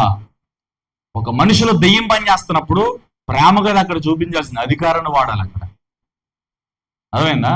అధికారాన్ని వాడాలి, అధికారంతో చెప్పాలి. అక్కడ ఆ వ్యక్తిలో ఉన్న దురాత్మను మన అధికారంతో గద్దించాలి. ప్రేమకి అధికారానికి సంబంధం ఉండదు. గట్టిగా గద్దించినంత మాత్రం, గట్టిగా మాట్లాడినంత మాత్రాన ఆ వ్యక్తిలో ప్రేమ లేదని ఎలా ప్రూవ్ చేస్తాం మనం?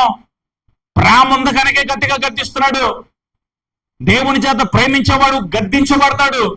దేవుని చేత ఏ వ్యక్తి అయితే ప్రేమించబడుతున్నాడో ఆ వ్యక్తిని దేవుడు గద్దిస్తాడు, తనని గాయాలు పాలు చేస్తాడు. ఆ గాయాన్ని మరలా ఆయనే కడతాడు. హల్లెలూయా. మన పిల్లల మీద కోపం వస్తుంది, కోపం వచ్చిందని ప్రేమ లేదనా? వాళ్ళు తప్పు చేస్తున్నప్పుడు గట్టిగా గద్దిస్తాం, అవసరమైతే 1-2 వేస్తాం. ఎందుకు కొట్టావు? ప్రేమ లేదా నీకు పిల్లలంటే? కాదు, ప్రేమ ఉంది కనుక, వారు చెడిపోకూడదు కనుక. అంటే గట్టిగా వాక్యం చెప్తే, గట్టిగా బోధిస్తే, గట్టిగా మాట్లాడితే ప్రేమ లేదు, వదిలేదు, ఇది లేదు. ఎలాగా నెగిటివ్ థాట్తో నిన్ను ప్రేరేపించేది యెజబెలే. నీ క్షేమాభివృద్ధి కొరకు నీ సేవకుడే కావచ్చు, నీ తోటి సహోదరులు కావచ్చు, నీ ఇంటి వారు కావచ్చు, వేరే వాళ్ళు కావచ్చు, నీకు మేలు కోరి, నీకు ప్రయోజనం కోసం, దేవునిలో నువ్వు ఇంకా బలపడడం కోసం ఎవరైనా ఏదైనా సాక్రిఫైస్ చేసి నీ దగ్గరకు వచ్చి గద్దిస్తున్నప్పుడు నువ్వెవరు అంటావేంటి? నువ్వు నాకు ఎందుకు చెప్పాలంటావేంటి? అలలో అలా అనకండి. వాళ్ళు నిన్ను ప్రేమించి వచ్చారు నీ దగ్గర. నువ్వు ఫలించాలని, యేసులను అంటుకట్టబడాలని వాళ్ళు నీ కోసం ప్రార్థిస్తున్నారు కనుక, వారిలో నువ్వు భారముగా ఉన్నావు కనుక దేవుడిచ్చిన భారాన్ని బట్టి వాళ్ళ దగ్గరకు వస్తారు, చెప్తారు. హల్లెలూయా. Praise lord. గట్టిగా చేతులు ఎత్తాలి. నరహత్య అనండి. మాటలతో నరహత్య చేయొద్దు, క్రియలతో నరహత్య చేయొద్దు, ఆలోచనతో నరహత్య చేయొద్దు. హల్లెలూయా. ఎక్కడైతే వీళ్ళు డైరెక్ట్ గా రాళ్లతో కొట్టి నరహత్య చేశారు, చేతులు ఎత్తాలి చెప్పండి, గట్టిగా చెప్పండి. అది యెజబెల్ ఆత్మ ఇక్కడ నరహత్య చేసింది. గట్టిగా చేతులు ఎత్తాలి చెప్పండి. తర్వాత నాశనం అని చెప్పండి, నాశనం. హల్లెలూయా. ఏలియాతో శపథం చేసింది. ఇంకొక పాటలోకి వెళ్తాను, ఇంకో పాటల్లోకి. యెజబెల్ ప్రభావం చూడండి ఎంత బలంగా ఉంటుందో. ఒకసారి కర్మేలు పర్వతం మీద ఏలియా ఎంత మటుకు 2 తలంపుల మీద ఉన్నా, యెహోవా దేవుడా బయలుదేవుడా తేల్చుకున్నారు రండి అని ప్రకటన చేశాడు. వాళ్ళకి వీళ్ళకి నచ్చింది.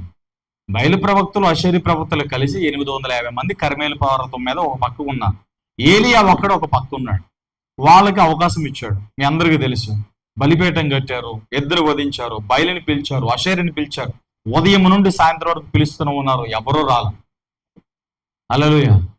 నైవేద్య కాలం, సాయంత్ర సమయంలో నైవేద్యం అర్పించే సమయంలో ఏలియా ఆ బలిపీఠాలన్నీ పడగొట్టించి 12 రాళ్ళు తీసుకొచ్చి అక్కడ కర్మేలు పర్వతం మీద బలిపీఠం కట్టి ఎద్దును వధించి మాంసం అంతటిని బేర్చి 4 తుంటెల నిండా నీళ్లు పోసి, హల్లెలూయా, చేతులెత్తి యెహోవాకు ప్రార్థన చేస్తే ఆకాశం తెరవబడి సుడులుగా అగ్ని వచ్చి ఏలియా కట్టిన బలిపీఠాన్ని, మాంసాన్ని బుగ్గుపోలు చేశాను. అక్కడ ప్రకటన చేయబడింది, యెహోవాయే నిజమైన దేవుడని ప్రకటన చేయబడింది. ఆ సందర్భంలో ఏలియా చేసిన పని ఏంటంటే, అక్కడ ఉన్న 850 మంది అషేరీ బయలు ప్రవక్తలు కత్తితో పొడి చంపేశాడు. యెహోవాయే దేవుడని ప్రూవ్ అయిన తర్వాత, విన్నారా? నిద్ర వస్తుందా? యెహోవాయే నిజమైన దేవుడని ప్రూవ్ అయిన తర్వాత 850 మంది ప్రవక్తలు కత్తితో పొడి చంపేశాడు. హల్లెలూయా. ఈ విషయం అహాబు వెళ్ళి యెజబెల్ దగ్గర చెప్పాడు, ఇదిగో ఏలియా యెహోవా ఒక్కడే రోషం కలిగిన దేవుడని రుజువుపరిచాడు. ఆకాశం నుంచి యెహోవా అగ్నిని కుమ్మరింపజేశాడు. ఏలియా కట్టిన బలిపీఠం అంతా బుగ్గైపోయింది. బయలు ప్రవక్తలు, అషేరీ ప్రవక్తలు, ఈ ప్రవక్తలందరినీ కూడా నిర్మూలన చేశాడు, చంపి పాడేశాడనే వార్త. హల్లెలూయా. ఏలియా ద్వారా జరిగిన అద్భుతాన్ని ఈ ఆహాబు తీసుకెళ్లి యెజబెల్కి చెప్పాడు. చూడండి, మొదటి రాజుల గ్రంథం, మొదటి రాజుల గ్రంథం 19వ అధ్యాయము 19వ అధ్యాయం మొదటి వచనం. ఏలియా చేసినదంతయు అతను ఖడ్గము చేత ప్రవక్తలందరినీ చంపితిని సంగతిను ఆహాబు యెజెబెలునకు తెలియచెప్పగా యెజెబెలు ఒక దూత చేత ఏలీయాకు ఈ వర్తమానము పంపించెను. రేపు ఈ వేళకు నేను నీ ప్రాణమును వారిలో ఒకరి ప్రాణము వలె హల్లెలూయా చేతులు తెలియజెప్పండి. రేపు మరల ఈ టయానికల్లా నా ప్రవక్తలు నింపావు కదా నువ్వు, నా బయలు ప్రవక్త 850 మందిని చంపావు కదా, నువ్వు ఎలా చంపావు అలాగే కత్తితో నేను నిన్ను చంపేస్తాను, నేను బ్రతకను. రేపు ఈ వేళకల్లా నువ్వేమవుతావో చూసుకోవాలి. హల్లెలూయా. రేపు ఈ టైంకల్లా నువ్వేమవుతావో చూసుకో. నేను నిన్ను విడిచిపెట్టనని శపథం చేసి, నేను చంపుతానని శపథం చేసింది. హల్లెలూయా. రాయండి ఎన్నో పాఠం ఇది, ఎన్ని రాశారు ఇప్పటికి? 4 రాశారు. 5వ పాఠం రాయండి. నిర్మూలం చేసే ఆత్మ, నాశనం చేసే ఆత్మ, నిర్మూలం చేసే ఆత్మ, నాశనం నాటి నుండి నేటి వరకు దేవుని మందిరాలను నిర్మూలం చేయాలని, సువార్తను నిర్మూలం చేయాలని, సేవకులను నిర్మూలం చేయాలని, విశ్వాసులను నిర్మూలం చేయాలని ఆ రోజు నుండి ఈ రోజు వరకు పనిచేస్తుంది యెజెబెలు. హల్లెలూయా. బ్రదర్ సిస్టర్, యెజెబెలుకు చోటు దీనికి చోటిస్తే ఏమవుతుంది తెలుసా? నిన్ను నిర్మూలం చేస్తుంది, నీ విశ్వాసాన్ని నిర్మూలం చేస్తుంది, నీ యథార్థత నిర్మూలం చేస్తుంది, నువ్వు నేర్చుకున్న భక్తిని నిర్మూలం చేస్తుంది, నీ అభిషేకాన్ని నిర్మూలం చేస్తుంది. ఒక్కసారి యెజెబెలుకు చోటిచ్చావా, నువ్వు పొందుకున్న అభిషేకం అవుట్. అప్పటిదాకా పరిశుద్ధమైన క్రియలతో, పరిశుద్ధమైన దర్శనాలతో, పరిశుద్ధమైన కళలతో నీ తలంపంతా నిన్నుంటది. నీ లోపట అంతా కూడా పీస్ఫుల్ గా సమాధానకరంగా ఉండి దేవుని మహిమను చూస్తూ ఉండే ప్రాణము శరీరం నీకు ఉంటది. ఎప్పుడైతే యెజెబెలుకు నువ్వు చోటిస్తావో, పాపానికి చోటిస్తావో, ఆటోమేటిక్ నీ తలంపు మార్పు, అన్ని అపవిత్రమైన ఆలోచనలు వచ్చేస్తాయి, అపవిత్రమైన తలంపులు వచ్చేస్తాయి. పరిశుద్ధమైనది ఏది రాదు.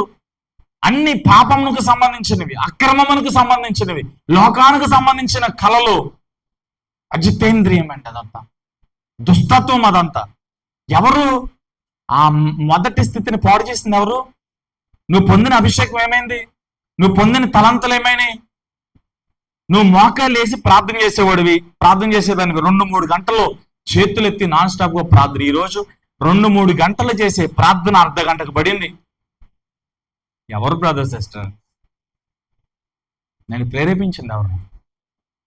ఎంత దూరమైన దేవుని మందిరం అంటే, ఎన్ని కిలోమీటర్లైనా, ఎంత దూరమైనా, ఎంత పరిచర్య అయినా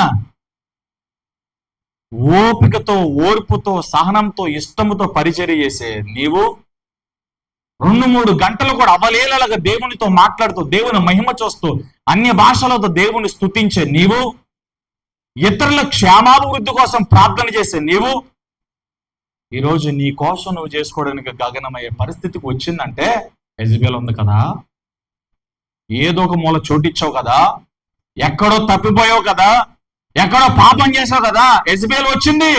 ఎందుకు వస్తాడు యెజెబెలు? దొంగ దోచుకోవడానికి వస్తాడు. యేసు ప్రభువు చెప్పాడు, దొంగ దోచుకోవడానికి, నరహత్య చేయడానికి వస్తాడు. హల్లెలూయా. వాడు ఎలా వస్తాడు? దొంగ వల్ల వస్తాడు. వాడు వస్తే ఎలా ఉంటుందో తెలుసా? నువ్వు కనిపెట్టుతున్న దాన్నంతడని దొంగిలించుకెళ్ళిపోతాడు. దేవుని ఆత్మేమో వర్రీ అవ్వద్దు, సమయం ఉందా, నువ్వు కనిపెట్టిన దాని గురించి నువ్వు ఆశ పెట్టుకో. నువ్వు దేవుని దగ్గర ఏది అడిగావో దాని మీద ఆశ పెట్టుకో. దేవుడు నీకు ఏ మాట ఇచ్చాడు దాని మీద ఆశ పెట్టుకో. దేవుడు ఆ మాటను నీ జీవితంలో నెరవేరుస్తాడు. దేవుడి అద్భుతము నీ జీవితంలో నెరవేరుస్తాడు. ఆశ మానుకోవద్దు, విశ్వాసాన్ని వెనక్కి తీసుకోవద్దు, ఆశ పెట్టుకో, దేవుని మీద నమ్మకం పెట్టుకో అని దేవుని ఆత్మ నిన్ను ప్రేరేపిస్తుంది. ఈ పక్క నుండి యెజెబెలు అయిపోతే నీకు ఏమి జరగదు. ఏముంది దేవుడు చేయడానికి? ఆయన తప్పు ఎలా తీర్చబడుతుంది? ఈ రోగం ఎలా పోతుంది? నీకు చెప్పిన డాక్టర్ మావులోడా, నువ్వు చచ్చిపోతావు అని చెప్పిన డాక్టర్ ఎలా ఉంటాడో తెలుసా? డాక్టర్ కంటే గొప్పవాడు నీ దేవుడు, డాక్టర్ కంటే గొప్పవాడా మీ పాస్టర్ గారు? ఎక్కడి నుంచి వచ్చాయి ఈ మాటలు? ఎవరు తీసుకొచ్చారు నీ చెవులోకి? ఎవరు తీసుకొచ్చారు నీ హృదయంలోకి? హల్లెలూయా. ఏమైంది నీ విశ్వాసం? ఏమైంది నీ ప్రార్థన? ఏమైంది నీ దేవుడు నీకు ఇచ్చిన తలంతులు? ఏమైంది సిస్టర్ నీ తల మీద దేవుడు ఇచ్చిన అభిషేకం? ఏమైంది బ్రదర్ నీ మీద దేవుడు ఇచ్చిన అధికారం? నీ అధికారాన్ని పాడు చేసింది ఎవరు? నీ అభిషేకాన్ని పాడు చేసింది ఎవరు? నీ ప్రార్థన జీవితాన్ని పాడు చేసింది ఎవరు? ఇదిగో నాశనం చేయడానికి వచ్చింది యెజెబెలు. తొయతర సంఘంతో దేవుడు మాట్లాడుతున్నాడు, మారు మనసు పొందడానికి అవకాశం ఇచ్చానే, నువ్వు ఎందుకు పొందలా? ఎందుకు ఆ యెజెబెలు స్త్రీతో నువ్వు నడిచో? దేవుడు అడుగుతున్నాడు అక్కడ. ఈరోజు దేవుడు మన మారు మనసు పొందడానికి, యెజెబెలును తరిమి కొట్టడానికి దేవుడు మనతో మాట్లాడుతున్నాడు. యెజెబెలు ఉన్నంత వరకు ఎదుగుదల ఉండదు. ఎదుగుదల అంటే డబ్బు లేకపోతే ఇంకోటి ఇవి కాదు. ఎదుగుదల అంటే ఆత్మీయత గురించి మాట్లాడుతున్నా. ఎన్ని కష్టాలు వాటిని, ఎన్ని శ్రమలు వచ్చినా, ఎన్ని నిందలు వచ్చినా యేసుకి నీకు ఉన్న సంబంధంలోనికి అప్పుడు రాకూడదు అంతే. హల్లెలూయా. ఇదొక దుర్బోధ వచ్చేస్తుంది. యేసు దగ్గరికి వస్తే అద్భుతాలు జరిగిపోతాయి, సూచనలు జరిగిపోతాయి, మాత్కార్యాలు జరిగిపోతాయి, అవి జరిగిపోతాయి, ఈ జరిగిపోతాయి అని చెప్పేస్తున్నారు. హల్లెలూయా. యేసు ప్రభు ఏమో, ఇదిగో నువ్వు నా దగ్గరకు వచ్చేటప్పుడు నిన్ను ఉపేక్షించుకో, నీ సిలువను నువ్వు వెతుకో, నన్ను వెంబడించేటప్పుడు లోకం నన్ను ద్వేషించింది, నిన్ను ద్వేషిస్తుంది, నా మీద అబద్ధ నేరాలు మోపారు, నీ మీద అబద్ధ నేరాలు మోపుతావు, నువ్వు నమ్ముకున్న తర్వాత నీ బంధువులు వదిలిపెడతారు. రెడీయా? ఇది చెప్పు, ఇది చెప్పండి ముందు. యేసు నమ్ముకున్న తర్వాత నీ బంధువులకు దూరం అవుతావు, నీ స్నేహితులకు దూరం అవుతావు, తినకూడదు, మాట్లాడకూడదు, కొన్ని స్థలాలకు వెళ్ళకూడదు. యేసు దగ్గరకు వచ్చావంటే లోకం నుంచి నీ దేవుడు వేరుపరుస్తాడు. ఒక ప్రత్యేకమైన జీవితం ఉంటది, ఒక పరిశుద్ధమైన జీవితం ఉంటది. లోకముతో నీకు సంబంధం ఉండదు. ఇలా బ్రతుకుతేనే మనం పరలోకానికి వెళ్తాం. ఇది చెప్పం కదా. హల్లెలూయా. చెప్పండి. దేవుడు మనతో మాట్లాడుతున్నాడు. యేసు దగ్గరికి వస్తే నీ సిలువను వెతుకుని, ఎన్ని శ్రమలు వచ్చినా, కష్టాలు వచ్చినా, ఉపద్రవాలు వచ్చినా, 1, 2, 3, 4, 5, 7, 8, 10 కాదు, అంతం వరకు నువ్వు భూమి మీద ఉన్నంత వరకు సహించాలి. భూమి మీద ఉన్నంత వరకు ఎవడైతే సహిస్తాడో, యేసుని వెంబడిస్తాడో, యేసు కొరకు బ్రతుకుతాడో, అతడు యేసుకు శిష్యుడు అవుతాడు. అంతం వరకు సహించిన వాడే రక్షింపబడతాడు అని వాక్యం చెప్పింది. ఓకే. కాబట్టి ఎవరైనా అద్భుతము, స్వస్థత, సూచికలు, మాత్కార్యాలు, ప్రవచనాలు అనేవాళ్ళు ఇంకా ఎవరైనా ఉంటే దయచేసి మీరు యేసుని అర్థం చేసుకోండి. యేసుకు చోటు ఉండి అవన్నీ ఉన్నాయి.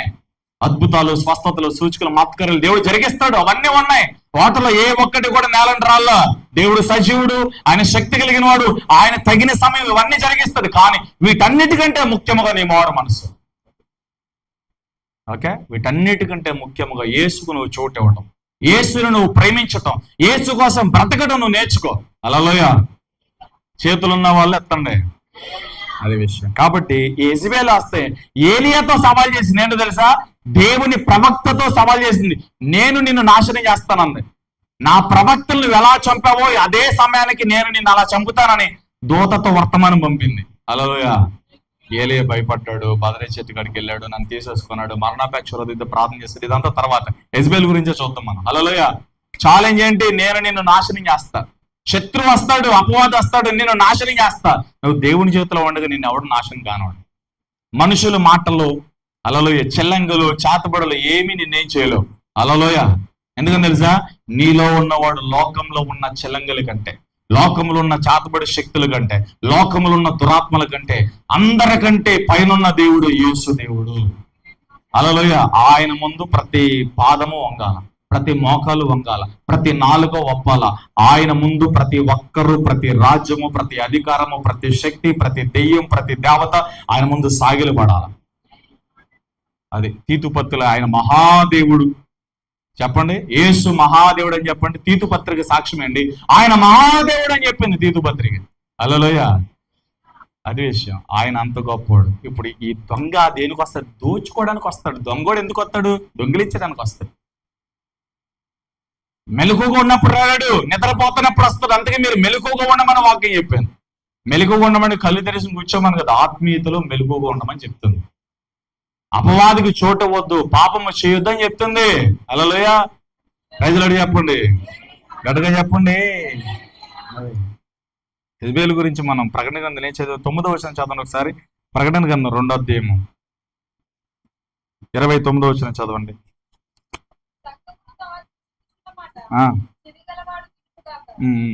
అది కాదు, తర్వాత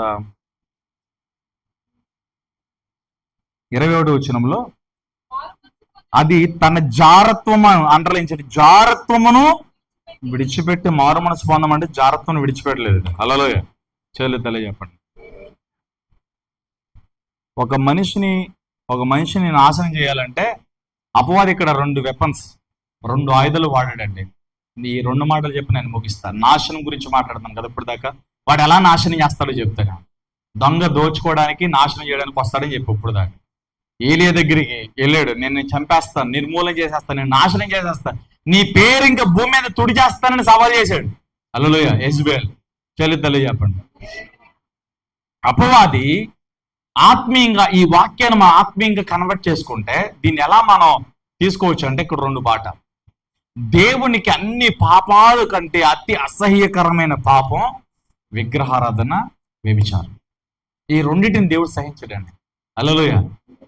ఇప్పుడు ఏలియాని ఎలాగైతే నాశనం చేస్తానని శపథాలు చేసిందో మన జీవితాలను కూడా అపవాదికి చోటిస్తే, ఈ యెజబెలుకి చోటిస్తే వాడు వచ్చి ఏం చేస్తాడు తెలుసా? నాశనం చేస్తాడు. హల్లెలూయా. ఏం చేస్తాడు చెప్పండి? నాశనం చేస్తాడు. అది ఎలాగా? విగ్రహారాధన. రాయండి, విగ్రహారాధన. హల్లెలూయా. విగ్రహారాధన అంటే మనం ఏమనుకుంటాం తెలుసా? కంటికి కనబడే బొమ్మలు, ఏమండి, శిలలో, చెట్లు, రాళ్ళు, పొట్లు, ఇవి అనుకుంటాం కదా. ఏమనుకుంటాం చెప్పండి? చెట్లు, రాళ్ళు, పొట్లు, లేకపోతే బొమ్మలు, ఇవి విగ్రహాలు అనుకుంటాం. కానీ క్రైస్తవుల విగ్రహాలు వేరు. క్రైస్తవుల విగ్రహాలు వేరు. హల్లెలూయా. క్రైస్తవుల విగ్రహాలు రాళ్ళు, చెట్లు, పొట్ల దగ్గరికి వెళ్ళరు కానీ హల్లెలూయా క్రైస్తవ హృదయాల్లో అంతకంటే కఠినమైన విగ్రహాలు ఉన్నాయని పరిశుద్ధాత్ముడు చెప్తున్నాడు. హల్లెలూయా.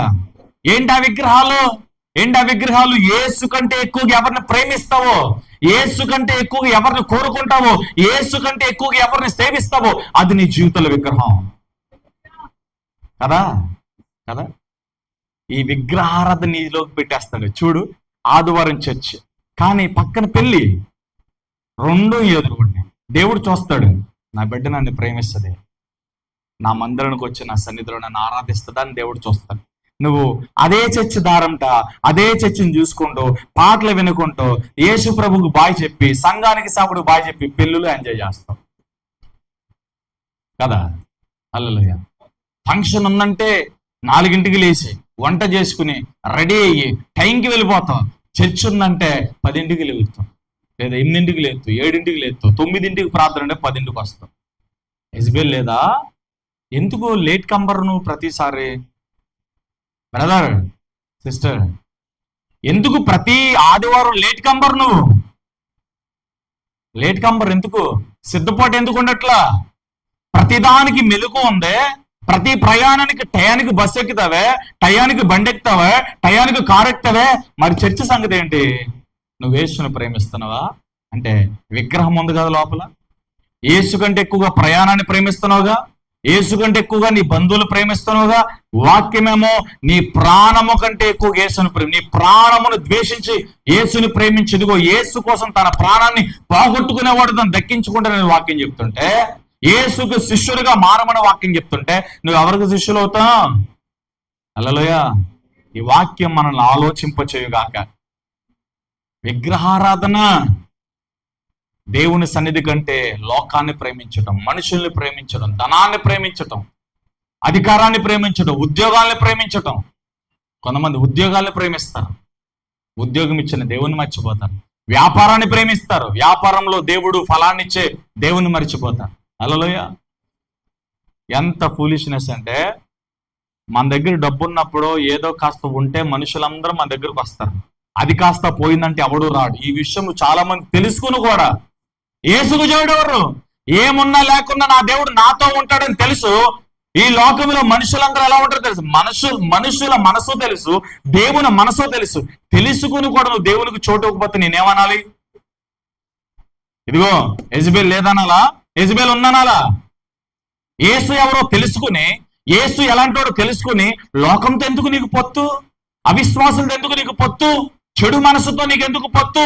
చీకటి సంబంధులతో ఎందుకు పొత్తు? విగ్రహారాధకులతో ఎందుకు పొత్తు? వ్యభిచారాలతో నీకేంటి పొత్తు? దేవుడు లోకం నుంచి వేరు చేయలేదా? చెప్పండి బ్రదర్.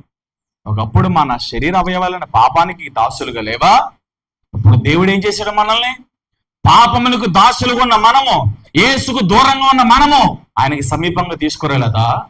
ఆయన రక్తంతో మన నీతిమంతులుగా చేయలేదా?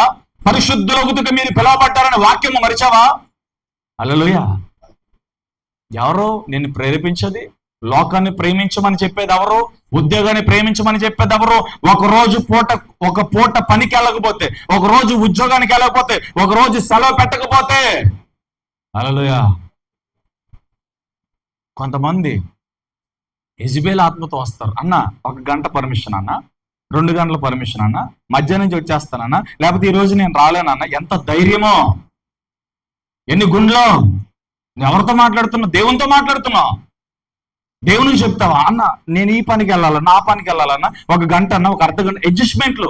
దేవుని దగ్గర అడ్జస్ట్మెంట్లు ఉండవు. మారు మనసు కలగాలి మీకు. దేవుని దగ్గర అడ్జస్ట్మెంట్లు ఏంటి? ఆయన కోసం నువ్వు అడ్జస్ట్ అవ్వాలి, నీ కోసం ఆయన అడ్జస్ట్ అవ్వడు. ఇది నువ్వు అర్థం చేసుకుంటే దేవుడు అర్థమవుతుంది. అందరూ చెప్పండి, యేసు కోసం నేను అడ్జస్ట్ అవ్వాలి, కానీ నా కోసం దేవుడు అడ్జస్ట్ అవ్వడు. నువ్వు పెద్ద పిఎంవి, నువ్వు సీఎంవి, నువ్వు లేకపోతే అక్కడ ఏదో అయిపోతుంది, ఇక్కడ ప్రార్థన మానేసి వెళ్ళిపోవాలి నీ ఉద్యోగానికి, నీ వ్యాపారానికి. యేసు కంటే ఎక్కువగా నువ్వు ప్రేమిస్తలేదా నీ ఉద్యోగాన్ని? యేసు కంటే ఎక్కువగా నీ వ్యాపారాన్ని ప్రేమించట్లేదా? నీ పనులు ప్రేమించట్లేదా? ఇదిగో ఉంది కదా యెజబెలు. విగ్రహారాధన ప్రేరేపిస్తుంది. విగ్రహారాధన అంటే దేవునికి అసహ్యం. యెజబెలుకి తెలుసు, నువ్వు నీ ఉద్యోగాన్ని ప్రేమించేటట్టుగా చేస్తే, నీ వ్యాపారాన్ని ప్రేమించేటట్టుగా చేస్తే, లోకాన్ని ప్రేమించేటట్టుగా చేస్తే, నువ్వు చర్చికి వెళ్ళొచ్చినంత మాత్రాన వాడికి ఏమవదు. నువ్వు వాక్యం వినొచ్చినంత మాత్రాన ఏమవదు. డైరీలో ప్రసంగం రాసినంత మాత్రం ఏమవదు. ఎందుకని తెలుసా? యెజబెలుకి తెలుసు, నువ్వు విగ్రహారాధనలో ఉన్నావు. యేసు కంటే ఎక్కువగా లోకాన్ని ప్రేమిస్తున్నావు. ఎన్ని డైరీలు రాసుకో వాక్యం. ఎన్ని గంటలు వింటావు విను వాక్యం. ఎంతసేపు ఆరాధన చేస్తావు చేసుకో. అసలు నీలో యేసు లేడుగా. నువ్వు యేసుని అమ్మేసుకున్నావు కానీ ఉద్యోగానికి, నువ్వు యేసుని అమ్మేసుకున్నావు కానీ వ్యాపారానికి. ఒక పూట గుడ్డు కోసం జాస్ట్వత భక్తులు అమ్ముకున్న ఆ ఏషావుకి, ఇదిగో తన భార్య ప్రేరేపణ బట్టి అమ్ముడిపోయిన ఈ యొక్క ఆహాబుకి, నీ ఉద్యోగం కోసం, నీ వ్యాపారం కోసం అమ్మేసుకుంటున్న నీకు ఏంటి తేడా? ముగ్గురు ఈక్వల్ కాదా? యెజబెల్ లేదా మనలో? యెజబెలుకి చోటు లేదా సంఘం? యెజబెలుకి చోటు లేదా కుటుంబం? హల్లెలూయా, ప్రైజ్ ది లార్డ్, హల్లెలూయా. గట్టిగా చెప్పండి బ్రదర్. మరలా చెప్తున్నా, యేసు శక్తి కలిగింది. ఆయన ఏదైనా చేస్తాడు. అయితే నువ్వు ముందు యేసుకు చోటు, నువ్వు యేసులా మారు. ఆయన నీలో నుంచి కోరుకునేది ఇది ఒక్కటే, నువ్వు యేసులా మారకుండా, యేసుకు చోటు అవ్వకుండా, మారు మనసు పొందకుండా, ఆయన మనసు కలిగి లేకుండా ఎన్ని చేసినా ఏంటో కేవలం. హల్లెలూయా, చరిత్రలే చెప్పండి. వ్యవసాయం చేసేవాళ్ళు మనందరికీ తెలుసు కదా, విత్తనం వేయాలి. ముందు విత్తనం వేసిన తర్వాత, మొలకలు వచ్చిన తర్వాత వాటిని కాపాడుకోవడానికి ప్రయత్నం చేయాలి. వాటికి మందులు పిచికారి చేయాలి. మన పని ఎలా ఉంటుందంటే, ముందు విత్తనం వేయకుండా, ముందు పొలాన్ని దున్నకుండా, విత్తనం వేయకుండా, మొలకలు రాకుండా, మనం పైన ప్రార్థనలో, పైన విజ్ఞాపనలో, పైన కానుకలు, పైన దశంభాగం. ఎవడికిస్తావు నీ కానుకలు దశంభాగం? ఎవడికి కావాలి నీ అర్పణ? నీ హృదయం సరిలేనప్పుడు, నీ జీవితం యేసుకు అప్పగించబడినప్పుడు, నీ దేవునితో సంబంధం ఎవరికి కావాలి? Hallelujah, praise the lord. ముందు నువ్వు కావాలి కదా దేవునికి కదా, ముందు నువ్వు కావాలి కదా. నీ హృదయం దున్నపడాలి కదా, నీ హృదయంలో దేవుని వాక్యం నాటపడాలి కదా. చదివేత్తలే చెప్ప. హల్లెలూయా, హల్లెలూయా. బ్రతికున్నారా? విత్తనం వేసిన తర్వాత, మొలకలు వచ్చిన తర్వాతే మందులు వేయాలా. మారు మనసు పొందిన తర్వాతే, యేసుకు చోటిచ్చిన తర్వాతే, యేసు నీలోకి వచ్చిన తర్వాతే ఆత్మతో కలిసి ప్రార్థించాలి. అందుకే ప్రార్థించే ప్రతి ఒక్కరూ ఆత్మతో ప్రార్థించాలి. ఆత్మ నేర్పు మాటలతో ప్రార్థన చేయాలి. రోమా 6:23 దీనికి సాక్ష్యం. అటువంటి ఆత్మ మన బలహీనతలు చూచి సహాయం చేస్తున్నాడు. ఎందుకంటే నిజంగా ఎలా ప్రార్థించాలో మీకు తెలియదు కనుక, ఆయనే మీలో ఉండి ఉచ్చారింప సఖ్యం కాని మూలుగలతో ఆయన మన నిమిత్తం ప్రార్థన చేస్తున్నాడు. Hallelujah, praise the lord, praise the lord. విగ్రహారాధన. యేసు కంటే ఎక్కువగా ఉద్యోగాన్ని ప్రేమించేవారు, మరలా చెప్తాను, ఉద్యోగాన్ని ప్రేమించేవారు, లోకాన్ని ప్రేమించేవారు, వ్యాపారాలను ప్రేమించేవారు, కుటుంబాలను ప్రేమించేవారు, మనుషుల్ని ప్రేమించేవారు, వీళ్ళందరూ విగ్రహారాధికులే. వీళ్ళందరూ యెజబెల్ ఆత్మతో నింపబడిన వారులే. వీరిలో ఖచ్చితంగా యెజబెల్ ఉన్నది. దేవుని మహిమను వారిలో నుండి దొంగిలిస్తుంది. దేవుని అభిషేకాన్ని వారిలో నుండి దొంగిలిస్తుంది. దేవుని అద్భుతాలు వారిలో నుండి దొంగిలిస్తుంది. దేవుని కార్యాలు జరగకుండా ఆ యెజబెల్ వారి కుటుంబంలో అడ్డుపడుతుంది. ఈరోజు ఆ యెజబెల్ని తన్నితే, దాన్ని తరిమితే, దాన్ని నొక్కిపెట్టి కాళ్ళతో చితకద్రొక్కితే, హల్లెలూయా, నీ మీదకి రావాల్సిన ఆశీర్వాదం దేవుడు నీ మీదకి తీసుకొస్తాడు. యెజబెల్ దానియేలు నీతిపరుడు ఎందు ప్రార్థన చేస్తే, మోకలుడు ప్రార్థన చేస్తే 21 రోజు దేవుడి సమాచారం ఆపింది. తక్కువది అనుకున్నావా సాతానుగాడు? చిన్నాడు అనుకున్నావా? వాడు మామూలుడు కాదు, వాడు చాలా శక్తి కలిగిన వాడే. అందుకే మనకు యేసు సపోర్ట్ కావాలి, పరిశుద్ధాత్మ సహాయం కావాలి. పరిశుద్ధాత్మ సహాయంతోనే అపవాదిని మనం ఛేదించగలుగుతాం. చూడండి, మికాయేలు వచ్చి అషూర్ రాజుని అడ్డు ఉన్న వాడిని నిర్మూలన చేసి గాబ్రియేల్ని పంపిస్తే గాని దానియేలు బహుప్రియుడా, హల్లెలూయా, ఎదిగో దేవుడు నీ దగ్గరికి తీసుకొచ్చిన వర్తమానం ఇదే. మొదటి దినమునే, మొదటి జామునే, మొదటి రేయిలోనే ఇదిగో నీ ప్రార్థన ధూపం మహోన్నతుడైన దేవుని వద్దకు చేరింది. నువ్వు దేవునికి బహుప్రియుడు అని చెప్పింది. ఆ మాట వినడానికి 22 రోజులు ఉపవాసంలో ఉన్నాడు దానియేలు. అది విషయం. మరేంటి చెప్పండి?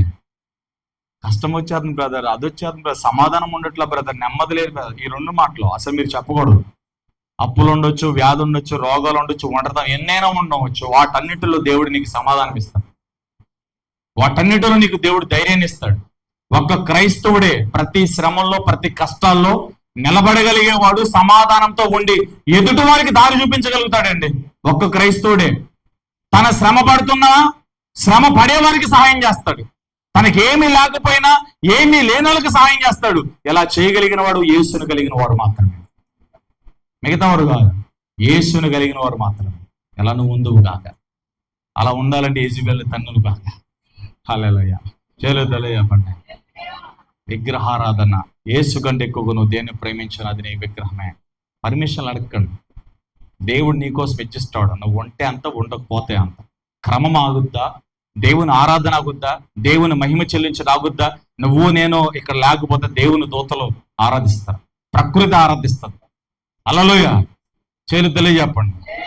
నువ్వు ఆరాధించకపోతే, ఆరాధించకుండా ముడుచుకుని కూర్చున్నంత మాత్రాన ప్రకృతి ఆరాధిస్తుంది యేసుని అన్నాడు. అక్కడ రోజున వీళ్ళందరూ, మీరందరూ మౌనం ఉంటే ఇదిగో రాళ్ళు రప్పుల గోడలో నన్ను ఆరాధిస్తే, నన్ను మహిమపరిస్తే అన్నాడు.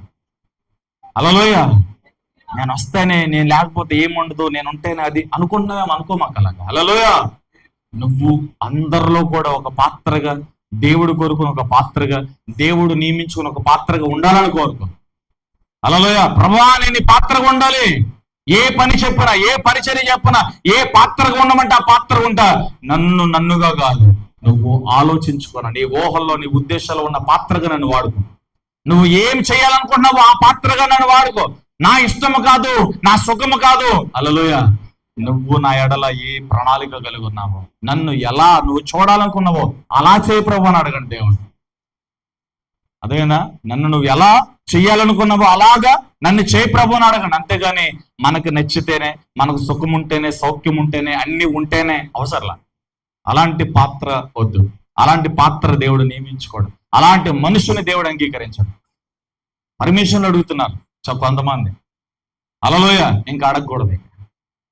క్రమం పెట్టారా సేవకుడు, ఆ క్రమంలో నువ్వు ఉండాలి. నువ్వు వెచ్చిస్తావాలి. ఆ ప్రార్థనకు నువ్వు ఉండేలాగా చూసుకోవాలి. అడ్డు పనులు ఏమైతే ఉన్నాయో వాటన్నిటిని కూడా తొలగించుకోవాల్సిన బాధ్యత నీదే. నీ కోసం దేవుడు అవుతాడా? ఓకే, 1 గంట 2 గంటలు నా బిడ్డ పర్మిషన్ తీసుకెళ్ళింది, 2 గంటల తర్వాత 3 గంటల తర్వాత నేను మరలా నా బిడ్డ దగ్గరకు వస్తాను అంద దేవుడు.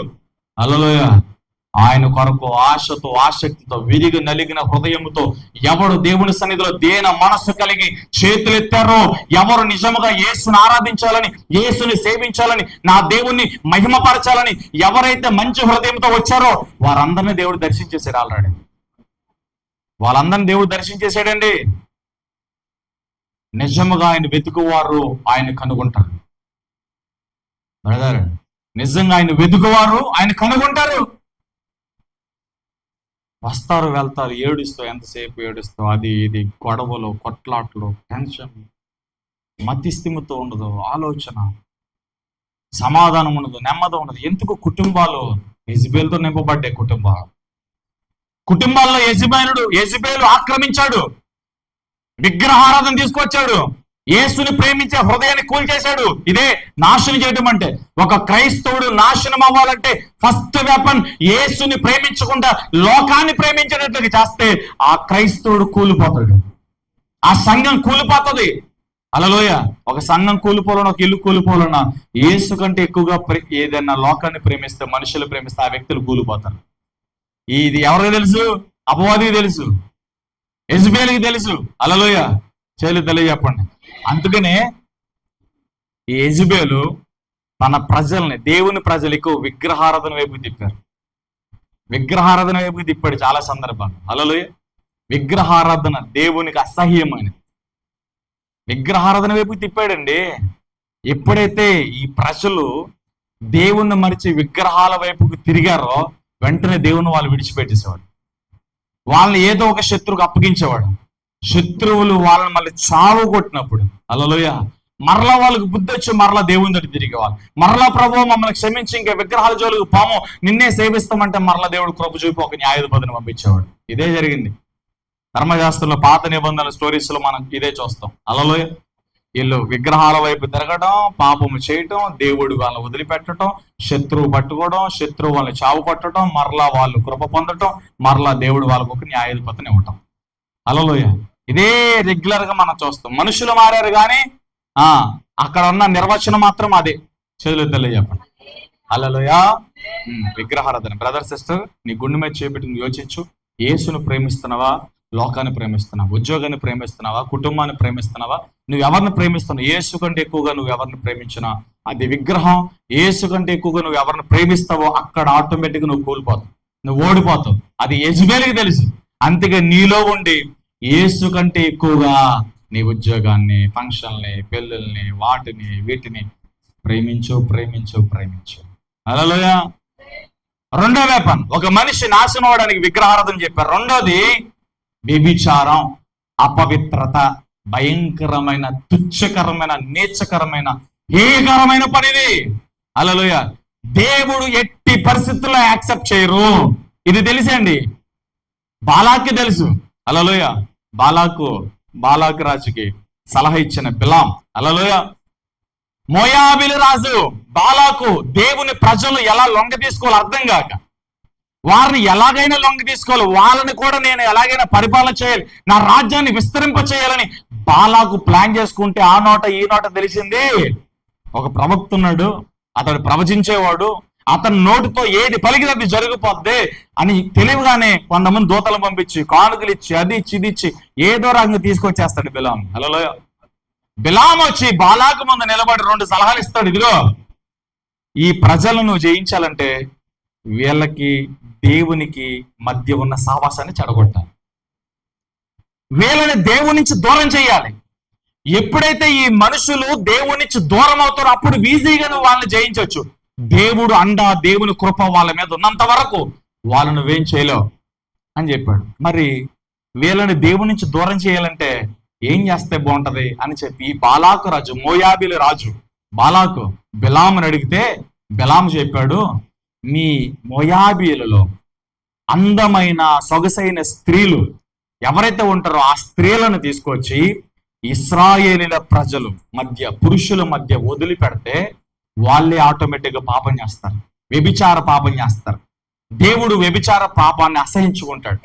కాబట్టి నువ్వు అందమైన స్త్రీలను తీసుకొచ్చి పురుషుల మధ్య వదిలిపెట్టే, వాళ్ళు పాపం చేస్తారు, ఆటోమేటిక్గా దేవునికి దూరం అయిపోతారు, అప్పుడు నీ పని అయిపోద్దని సలహా ఇచ్చాడు. హల్లెలూయా, చూసావా బిలాం బోధది. నువ్వు పాపం చేసినా పర్లా దేవుడు ప్రేమిస్తాడు, నువ్వు పాపం చేసిన పర్లా దేవుడు కృప చూపుతాడు. జస్ట్ నువ్వు చేసిన పాపాలని ఒప్పుకొని దేవా నన్ను క్షమించు అంటే చాలు పని అయిపోతుంది అనుకుంటున్నారు. బ్రదర్, ఒక్కసారి నా వైపు చూడండి. పరిశుద్ధాత్మలో పాలు పంపులు పొంది యేసు ఎవరు అర్థం చేసుకుని వాక్యములో ఎదిగి తెలిసి కనుక ఎవరైనా పాపము చేస్తే దేవుడు పాపాన్ని క్షమిస్తాడు, కానీ నువ్వు చేసిన పాపం యొక్క శాపము నువ్వు అనుభవించావు. ఇది ఫైనల్, గుర్తుపెట్టుకో. హల్లెలూయా. అదేంటి బ్రదర్, దేవుడు క్షమించేసాడుగా? క్షమించాడు. తెలిసి చేసావా తెలియక చేసావా? చెప్పండి, తెలిసి చేసావా తెలియక చేసావా?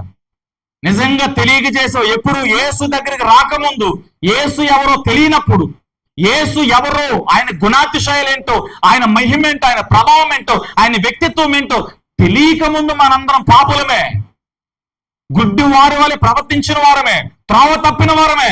ఇప్పుడు యేసు ఎవరో తెలుసు, వాక్యం ఏంటో తెలుసు, ఆయన ఎలాంటి పరిశుద్ధులో తెలుసు, వాక్యం 100 మార్లు పాపం చేయొద్దు అని మనతో మాట్లాడుతూనున్నాడు. ప్రతి వారము దైవజనుడు నోటల నుంచి నెత్తు కొట్టుకుని మరీ చెప్తున్నాడు పాపం చేయొద్దని. హల్లెలూయా, ప్రైజ్ లార్డ్. అదేనా? తెలిసి పాపము చేస్తే, బ్రదర్ వినండి, తెలిసి పాపం చేస్తే దేవుడు ఫైనల్ గా నీ పాపాన్ని ఆయన కృపచేత క్షమిస్తాడు. కానీ నువ్వు తెలిసి చేసిన ఆ పాపం యొక్క ఆ ఇన్ఫ్లుయెన్స్, ఆ ప్రభావం అనేది నువ్వు ఖచ్చితంగా ఫేస్ చేయాలి. నువ్వు ఫేస్ చేస్తావు. నువ్వు ఏది విత్తుతావు అది కోస్తావు. అందుకే నీతిమంతుడిగా ఉండు. హల్లెలూయా. నువ్వు పరిశుద్ధుడిగా ఉండు. నువ్వు దొంగగా ఉండు. పరిసయ్యుడిగా ఉండు. నువ్వు ఎలా ఉన్నావో అలాగే ఉండు. నీ క్రియలకు తగిన జీతం నా యొద్ద ఉంది అన్నాడు దేవుడు. అదేనా? నీ క్రియలకు తగిన జీతం నా యొద్ద ఉంది. ఆ జీతాన్ని నేను తీసుకొస్తా. ఇదిగో మేఘారుడై నేను త్వరగా వచ్చుచున్నాను అన్నాడు దేవుడు. హల్లెలూయా. అటు వ్యభిచార పాపం భయంకరమైంది. బాలాకు రాజుకి, మోయాబీల రాజుకి బిలాము చెప్పిన పాఠం ఏంటో తెలుసా? అందమైన స్త్రీలు తీసుకొచ్చి పురుషుల ముందు వదిలిపెట్టు. పురుషులు వాళ్ళు ఆ స్త్రీల వ్యామోహంలో పడి పాపం చేస్తారు. ఎప్పుడైతే ఆ వ్యభిచార పాపం అనేది వారు జరిగిస్తారో దేవుని సన్నిధి ఆటోమేటిక్ వారికి దూరం అయిపోతుంది. ఎందుకు తెలుసా? ఆయన పరిశుద్ధుడు. పాపాన్ని వాడవలేడైనా, వ్యభిచారాన్ని వాడవలేడైనా ఈ ప్రజలతోనూ పాపం చేపిస్తే దేవుని సన్నిధి ఈజీగా బయటకు పోతుంది. దేవుడు వీళ్ళని విడిచిపెట్టి దూరంగా పోతాడు. అప్పుడు వీళ్ళు నీకు బానిసలుగా మారతారని చెప్పాడు. హల్లెలూయా. చెల్లి చెప్పండి. వ్యభిచార పాపం, జాగ్రత్త పాపం, కంటి చూపు ఎలా ఉంది? హల్లెలూయా. నీ చూపు నీ దేహమంతటికి వెలుగునిస్తుంది. గుర్తుంటుందా? నువ్వు ఏది చూస్తావో అదే నీకు తలంపులుగా మారుతుంది. హల్లెలూయా. నీ దేహమంతటికి వెలుగు నీ కన్నే. నీ కన్ను చెడితే నీ ప్రాణాత్మ దేహాలు కూడా చెడ్డాయి. ఓకే. హల్లెలూయా. ఒక చోట పడుండో, ఒక మంచం మీద, ఒక గదిలోనే పాపం చేసే కాదు. హల్లెలూయా. నీ కంటితో ఒక ఎదురు వ్యక్తిని మోహపు చూపు చూచిన వెంటనే, హల్లెలూయా, అక్కడ పాపం జరిగింది. అక్కడ జీవకణాలు లాక్ అయ్యాయి. ఆ జీవకణాలు ఎప్పుడైతే లాక్ అయిందో అది శాపంగా మారి నీ నెత్తి మీదకి కుంపటం లాగా వస్తుంది. అభం శుభం తెలియని చిన్న పిల్లల మీదకి అది వస్తుంది. మీ ఎదుగుదలకి అది ఆటంకంగా ఉంటది.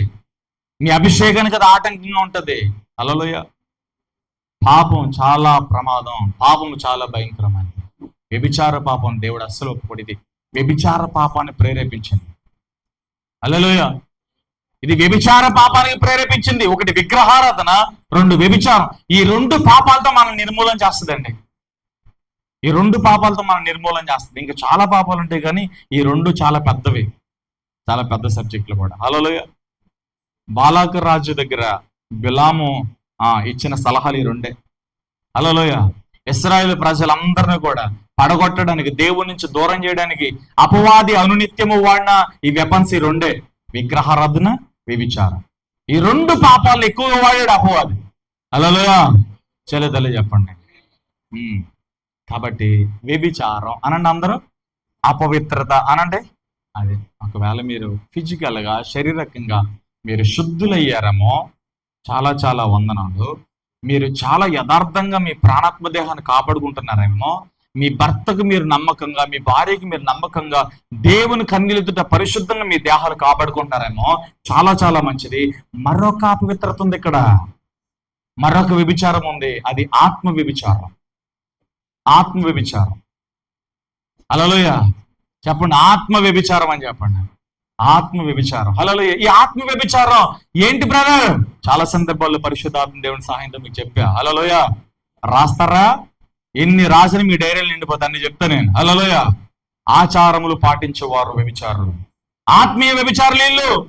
ఆచారాలు పాటించేవారు, సాంప్రదాయాలు పాటించేవారు, మంచి చెడులు చూసేవారు, నక్షత్రాలు చూసేవారు, తిథులను విధులను చూసేవారు, అమావాస్య పౌర్ణములు పాటించేవారు, కులాలు పాటించేవారు. హల్లెలూయా. వీళ్ళందరూ ఎవరు? వ్యభిచారులు.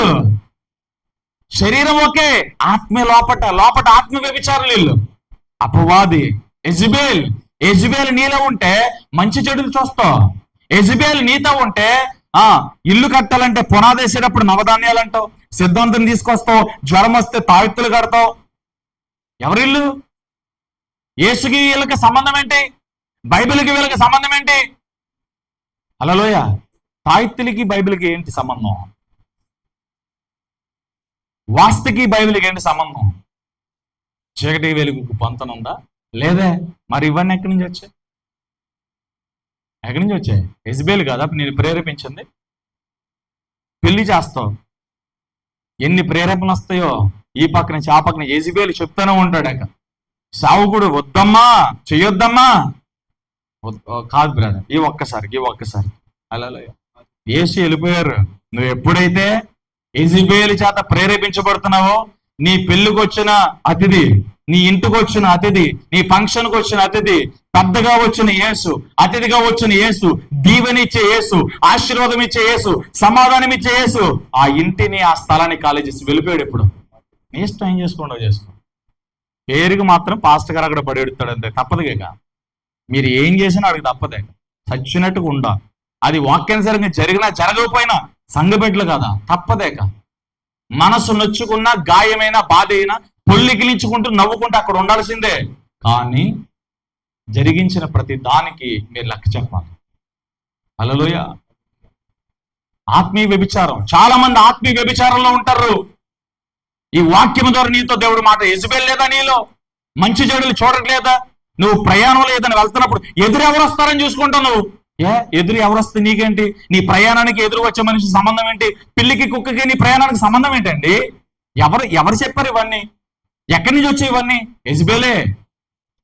హల్లెలూయా. వెళ్ళేటప్పుడు ఎదురు మంచి వాళ్ళు రావాలట, మంచి గడియలో బయలుదేరాలట, జ్వరం వస్తే తాయెత్తు కట్టాలట. ఇలాంటి వాళ్ళందరూ ఖచ్చితంగా నరకంలో ఉంటారట. వీళ్ళకే యేసుకి ఎట్టి సంబంధం లేదట. హల్లెలూయా. వీళ్ళు నిజమైన క్రైస్తవులు కాదట, వీళ్ళు అవకాశవాదులట. గాలికి చెదిరే పొట్టు, గాలి ఎట్టి వేస్తే అటు ఎగిరిపోయే వాళ్ళు. అద్భుతం జరిగితే, మేలు జరిగితే దేవునికి స్తోత్రం, కష్టం వస్తే, నష్టం వస్తే దేవుడు లేదు, బైబిల్ లేదు. ఇలాంటి వారు కాదు యేసు కావాల్సింది. హల్లెలూయా. ఏమున్నా లేకున్నా, ఏది జరిగినా ఏది జరగకపోయినా యేసు నా కాపరని చెప్పేవారు యేసు కోసం కావాలి. హల్లెలూయా. Praise the lord. ఆత్మీయ వ్యభిచారం ఉందా? చెక్ చేయి. ఉంటది, లోపట లేకుండా లేదు. యెజబెల్ ఉంది. హల్లెలూయా. మీ చిన్నపిల్లల విషయాలు కొంతమంది చెప్పాలి ఖచ్చితంగా. హల్లెలూయా. వీళ్ళేమో మేము సమర్పించేసుకున్నాం, ఎంత శుద్ధులుగా కనపడతారో, ఎంత హోలీగా. వీళ్ళే పరలోకంలో ఖర్జూరపు మట్టల చేతబట్టి తెల్ల వస్త్రాలు ధరించుకున్న పరిశుద్ధుల్లా వీరి జీవితాలు చూపిస్తూ ఉంటారు పైకే. హల్లెలూయా. మేము సమర్పించేసుకున్నాం, మేమేం పెట్టుకోం, మేము అన్ని దేవునికి ఇచ్చేసుకున్నాం. నీ సమర్పణ నీ పిల్లల్లోకి వచ్చిందా? నీ సమర్పణ, నీ విశ్వాసం, నీ యథార్థత నీ పిల్లల్లోకి వచ్చిందా? హల్లెలూయా. అక్కడ ఎవరున్నారు తెలుసా? యెజబెల్ ఉంది. నువ్వు ఏది నిజంగా దేవుడు చెప్తే సమర్పించగల, నువ్వు నీ సమర్పణ అవడానికి అవసరంలా. నువ్వు దేవుడు చెప్తే సమర్పించగల ఉద్రేకపూర్వకంగా. ఏదో దైవజనుడు వాక్యం చెప్పాడు, ఆ వాక్యములో నుంచి ఉద్రేకపూర్వకంగా నువ్వు సమర్పించేసుకున్నావు. హల్లెలూయా. లోపట ఆశలు ఉన్నాయి. ఆశలను ఏం చేస్తావు తెలుసా? ఈ యెజబెల్ నీ దగ్గరకు వచ్చి ఏం చేస్తాడు తెలుసా? నువ్వు సమర్పించుకున్నావు, నీ పిల్లలు సమర్పించుకోలేదు కదా. హల్లెలూయా. సమర్పించుకునేది ఎవరు చెప్పరండి? తలగలికి ఎందుకు దించుకుంటారండి? వాక్యం ఎవరో చెప్తున్నా, దేవుడు ఎవరితో మాట్లాడుతున్నాడు? దేవుడు నిజంగా మాట్లాడితే ఎట్లానే ఉంటుందా? హల్లెలూయా. మనుషుల్ని సంతోష పెట్టాలంటే ఇలా ఉండదు కదా. సమర్పణ ఎవరికి? అసలు సమర్పణ అంటే ఏంటి? ఆత్మీయత అంటే ఏంటి? ఆత్మీయ వ్యభిచారం అంటే ఏంటి? దేవుడు మాట్లాడుతున్నాడు, ఆత్మీయ వ్యభిచారం ఉంది. నీ సమర్పణ ఎవరికి కావాలి? ఎవరు చెప్తే సమర్పించుకున్నావు, ఎవరు నీతో మాట్లాడితే సమర్పించుకున్నావు. దేవుడు నీతో మాట్లాడితే, నువ్వు నిజంగా యేసుకు మాటిస్తే, ఆయన కోసం సమర్పించుకుంటే, నువ్వు ఏ జీవితాన్ని జీవిస్తున్నావో, నువ్వు ఏ విశ్వాసంలో ఉన్నావో అదే జీవితం, అదే విశ్వాసం నీ తరాల్లోనికి రావాలి, నీ బిడ్డల జీవితాలకు రావాలి.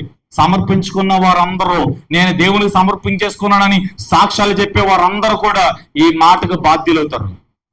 ఈ వాక్యానికి బాధ్యులు అవ్వాల్సిందే. నువ్వు సమర్పించుకున్నావు. ఏది నీ సమర్పణ? నీ పిల్ల ఒకలాగా, నువ్వు ఒకలాగా. ఇది సమర్పణ. నీ ఇల్లు ఒకలాగా, నువ్వు ఒకలాగా. ఇది సమర్పణ. ఎవరు చెప్పారు ఇది సమర్పణ అని? ఎవరు మాట్లాడారు నీతో? నీతో దేవుడు మాట్లాడలే. దేవుడు మాట్లాడితే ఆ సమర్పణ వేరుగా ఉంటుంది. హల్లెలూయా. చెల్లితలే చెప్పండి. అది సమర్పణ కాదు, ఉద్రేకపూర్వకం అంతే. అదవుతుందా? నీ పిల్ల ఒకలాగా, నీ ఇంట్లో పిల్లడు ఒకలాగా, నువ్వు ఒకలాగా. నువ్వు చదివే బైబిల్ ఒకటి చెప్తుంటే నువ్వు చేసే ఆచారాలు ఒకట. నీ చిన్నపిల్లల విషయంలో నువ్వు యెజబెల్తో నడవలేదా? యెజబెల్ నీలో పనిచేయలేదా? మీ ఇంట్లో యెజబెల్ లేడా? మీ పిల్లల విషయాలు, మీ పిల్లల పెంపకంలో యెజబెల్తో నువ్వు ఇన్వాల్వ్ అవుతలేదా? హల్లెలూయా. యెజబెల్తో ఇన్వాల్వ్ అవుతున్నారు చాలా మంది. వాక్యం తెలిసిన తల్లులు, వాక్యం తెలిసిన తండ్రులు చిన్నపిల్లలకి యెజబెల్ మాటలు బోధిస్తున్నారు. యెజబెల్ ప్రవర్తనను అవలంబిస్తున్నారు. హల్లెలూయా. చేయలేతలే చెప్పండి. యెజబెల్, నేను చెప్తా, నేను ఇంకొక వాక్యం చెప్పాలి, దాంట్లో ఇదంతా వచ్చేస్తుంది. నేను చెప్తా. యెజబెల్ చాలా పెద్ద వాక్యం, కానీ ముగించేసి ఇంకొక పాయింట్ చెప్తా. హల్లెలూయా. మనిషిని నాశనం చేయడానికి ఏలియా, ఇదిగో ఇదే టైంకి నేను నాశనం చేస్తా, నేను నిర్మూలన చేస్తా. హల్లెలూయా. 2 వెపన్స్: విగ్రహారాధన, వ్యభిచారం. హల్లెలూయా. చేతులెత్తి చెప్పండి. విగ్రహారాధన అంటే ఏంటి? మన క్రైస్తవుల విగ్రహారాధన ఏంటి? యేసు కంటే ఎక్కువగా దేన్ని ప్రేమించినా, ఆయన క్రమము కంటే, ఆయన సన్నిధి కంటే, ఆయన మహిమ కంటే ఎక్కువ ఏది ప్రేమించినా అది విగ్రహమే. క్రైస్తవుల యొక్క వ్యభిచారం ఏంటి? క్రైస్తవుల వ్యభిచారం ఏంటి చెప్పండి? ఆత్మీయతలో ఆత్మీయ వ్యభిచారం. అదే ఏంటి? క్రైస్తవుల ఆత్మీయ వ్యభిచారం అంటే ఏంటి? మంచి చెడులు చూడటం, ఆచారాలు సాంప్రదాయాలు పాటించటం, సూర్యచంద్ర నక్షత్రాలను అవలంబించటం, తేదీలు తిథులు తదులు చూడటం. హల్లెలూయా. అమావాస్యలు పౌర్ణమిలు చూడటం, పుట్టిన గడియలు చూడటం, తాయెత్తులు తాళ్ళు తగిలించుకోవటం, చెల్లంగి కార్యాలు ఇవన్నీ. హల్లెలూయా. చెల్లి చెప్పండి. గట్టిగా చెప్పండి. గట్టిగా చెప్పండి. ఇక్కడ మనం చూస్తాం, ఒకసారి చూడండి. రాజుల గ్రంథం 21వ అధ్యాయం 25వ వచనం చదవండి.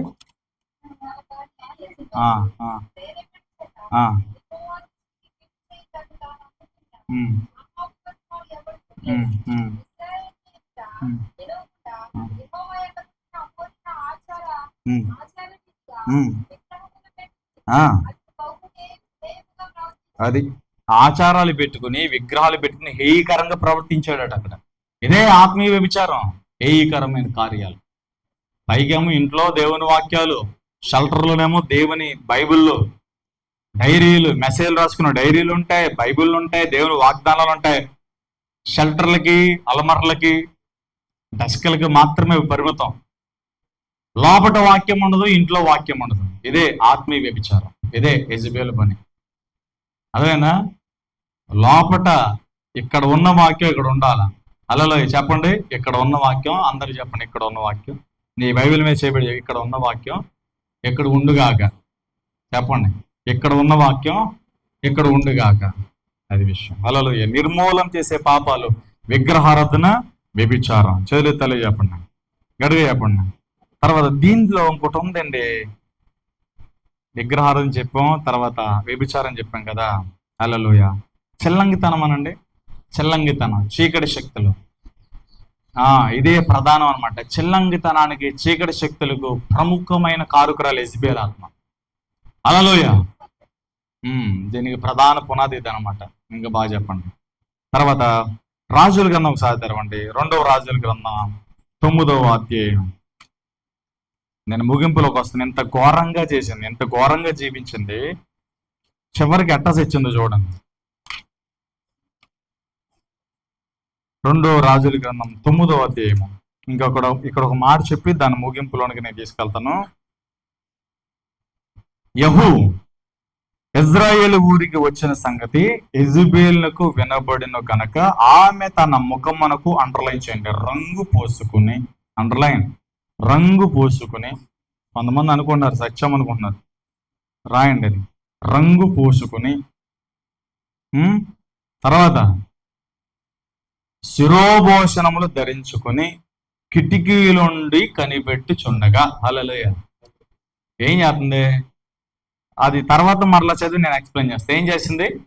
రంగు పూసుకుని, హల్లెలూయా, శిరోభూషణములు ధరించుకొని కిటికీలో నుంచి కనబడుతున్నాను.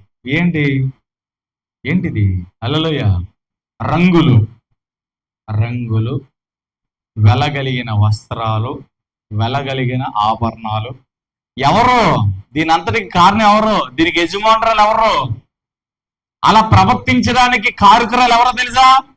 యెజబెలే. చాలా మంది మైక్ పట్టుకుని వాక్యం చెప్తారు. ఆభరణాలు, రంగులు, మేకప్లు. హల్లెలూయా.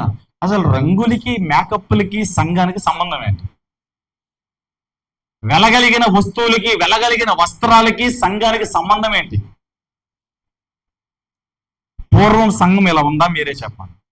ఆదిమ సంఘం ఎలా ఉందా? పూర్వము సేవ చేసిన అతి పరిశుద్ధులైన సేవకుల ప్రవర్తన నేటి సంఘంలాగా ఉందా? వాళ్ళ ప్రవర్తన ఏంటి? ఇప్పుడున్న వాళ్ళ ప్రవర్తన ఏంటి? వాళ్ళ విశ్వాసం ఏంటి? ఇప్పుడున్న వాళ్ళ విశ్వాసం ఏంటి? హల్లెలూయా. చరిత్రలో చెప్పండి. మనోళ్ళు ఇక్కడ ఎంత గుడ్డోళ్ళు అంటే, అక్కడ అమ్మగారికి 4,000 మంది, 5,000 మంది, 10,000 మంది విశ్వాసులు ఉన్నారు. అటువంటి విశ్వాసులకి ఇప్పుడు పాస్టర్ గారుగా ఉన్నారు. వాళ్ళు పువ్వులు పెట్టుకుంటున్నారు, బంగారం పెట్టుకుంటున్నారు, దండలు వేసుకుంటున్నారు, గాజులు వేసుకుంటున్నారు, పట్టీలు పెట్టుకుంటున్నారు, మెట్టులు పెట్టుకుంటున్నారు. అంతమందిని దేవుడు అన్ని ఆత్మలు వాళ్ళకి ఇచ్చారు. అంతగా దేవుడు వారిని ఆశీర్వదించాడు. పెద్ద పెద్ద మందిరాలు దేశాల నుంచి వస్తూ ఉంటారు. అంతమందికి నాయకురాలుగా ఉన్న వాళ్ళు వేసుకుంటున్నప్పుడు, నేను జస్ట్ ఏదో ఒక చిన్న సంఘంలో ఏదో ఒక సేవకురాలు కదా, మా పాస్టర్ గారింటి నా మీద ఇట్ట కారాడిపోతారు, ఇట్టా పడిపోతారు.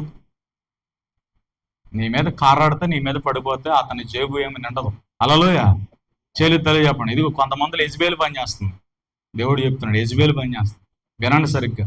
తలగలు దించేసావంటే నువ్వు వాక్యం ముందు తలగ దించావంటే యెజబెల్ కూడా ఉన్నాడు అక్కడ. జాగ్రత్త. మనతో దేవుడు మాట్లాడుతున్నాడు. మనం ఆయన ముఖం ఎదురుగా కళ్ళల్లో కళ్ళిపెట్టి వాక్యం వినాలి. అంత దమ్ముగా మనం ఉండాలి దేవుని సన్నిధిలో. హల్లెలూయా. తెలియజెప్పండి. ముఖం చూపించలేకపోతున్నామంటే, వాక్యం ముందు నిలబడలేకపోతున్నామంటే యెజబెల్ కూడా ఉన్నాడు. అర్థమైందా? హల్లెలూయా. నేను మరలా చెప్తాను. ఎక్కువ మంది జనాలు వచ్చేసి ఎకరాల్లో దేవుని మందిరాలు కట్టేసి కొన్ని వందల మందికి వాక్యం చెప్పేసినంత మాత్రం దీవెనేం కాదు. నీ దృష్టిలో దీవెనేమో, నీ దృష్టిలో అది ఆశీర్వాదమేమో, దేవుని దృష్టిలో, బైబిల్ దృష్టిలో అది కాదు. హల్లెలూయా. తెలియజెప్పండి. అలా అని ఎక్కడన్నా రాసి పెట్టుంటే ఒక మాట ఎవరైనా చూపించాను. హల్లెలూయా. తెలియజెప్పండి. ఎవరికి ఎన్ని ఆత్మలు అప్పగించినా, ఎన్ని సంఘాలు అప్పగించినా వాటన్నిటి గురించి దేవునికి లెక్క చెప్పాలి. వాటన్నిటిని బాధ్యతగా కాయాలి. ఆ కాపురిని దేవుడు ఖచ్చితంగా లెక్క అడుగుతాడు. ఓకే. అయితే దానికంటే ముందుగా మనం ఏం చూడాలి తెలుసా? క్రమం చూడాలి. ఏం చూడాలి చెప్పండి? క్రమం చూడాలి.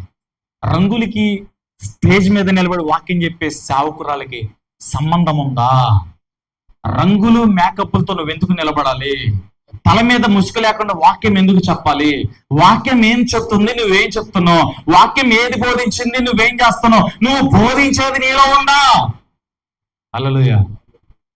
ఇక్కడ నిలబడేటప్పుడు నేనైనా, నువ్వైనా, ఎవరైనా ఇక్కడ నేను బోధించేది నాలో ఉందా లేదా?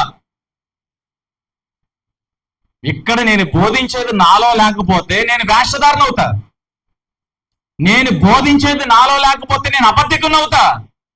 దేవుని కూడా నేను అబద్ధికుని చేస్తున్నా. హల్లెలూయా. Praise lord. చిన్నపిల్లలకి చెల్లెలు బోధిస్తారు. వాళ్ళకి బోధించేది మీ పిల్లల్లో మీలో ఉండాలా. ఇక్కడ నేను సంఘంలో బోధిస్తా, అది నాలో, నా ఇంట్లో ఉండాలా. లేకపోతే నేను వేషధారిని, నేను అబద్ధికుని అవుతా. మంచి గృహ నిర్వాహకుడిగా ఉండాలి. హల్లెలూయా. దేవుని ఇల్లు కట్టేటప్పుడు ముందు నీ వ్యక్తిగతమైన ఇల్లు, నీ ఇంటిని, నీ కుటుంబ సభ్యుల్ని కట్టుకున్న తర్వాత దేవుని ఇల్లు కట్టాలి. ముందు నీ వ్యక్తిగతమైన ఇల్లుని సరిగ్గా నిర్మాణం చేసుకోకుండా, నీ ఇంటిని రక్షించుకోకుండా, నీ ఇంటిని కాపాడుకోకుండా, నీ భర్తని గెలుచుకోకుండా, నీ బిడ్డల దేవుని సన్నిధిలో నాటకుండా నేను ఏదో చేసేస్తానంటే, ముందు నీ ఇంటిలో నుంచి ప్రారంభం అవ్వాలి రక్షణ అనేది. సువార్త అనేది నీ ఇంటిలో నుంచి బయటకు రావాలి. హల్లెలూయా. ప్రైజ్ లార్డ్ చెప్పండి. రంగులేంటి? యెజబెల్ కనుక, యెజబెల్ ఏం చేస్తుంది? రంగులు ఆకర్షిస్తుంది ఎదుటివారు. మేకప్పులు, నొసలు కట్ చేంజ్ చేసుకుంటారు, మేకప్లు వేసేసుకుంటారు, పెద్ద పెద్ద దండలు వేసేసుకుంటారు, రింగులు పెట్టేస్తారు, గాజులు, మెట్టులు. లోకస్త్రాల దేవుని సంబంధం తెలియదు. వాక్యం మాత్రం చాలా సూపర్గా చెప్తారు. చప్పట్లు కొట్టేస్తారు, వేల వేల లైకులు వచ్చేస్తాయి, వ్యూస్ వచ్చేస్తాయి. కొంతమంది గుడ్డివారు వాళ్ళనే ఫాలో అవుతారు, వాళ్ళకే లైకులు కొడతారు. హల్లెలూయా. ఆ బోధించేది వాక్యం మాత్రమే కాదు, అది వారిలో ఉందా? వారి ప్రవర్తనకి దానికైనా సంబంధం ఉందా? ఆదిమ సంఘం అలా ఉందా?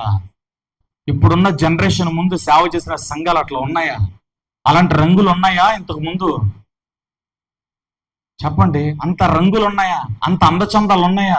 అలాంటి వస్త్రాలు ఉన్నాయా? నిజం, ఒక దైవజనుడు నిలబడి వాక్యం చెప్తుంటే ఏడ్చేవారు, గుండెలు కొట్టుకునేవారు, యేసుని అర్థం చేసుకునేవాళ్ళు. పాపులు ఇలాంటి వాక్యము ఆ రోజున ప్రకటిస్తే నిజమే నేను పాపిని అని పశ్చాత్తాపడి యేసుని అత్తుకున్నారు. ముఖాలు మార్చుకోవాలి, తలగేల కింద దించుకోవాలా. నిజమే, ఉన్నట్లుగా దేవుడు నాతో మాట్లాడుతున్నాడు, నేను సరి చేసుకోవాలని వాళ్ళు గుండెలు కొట్టుకుని యేసుని చేర్చుకున్నారు. హల్లెలూయా. చెల్లిదల్లో చెప్పండి. రంగులకి, మేకప్లకి సంఘానికి సంబంధమే లేదు.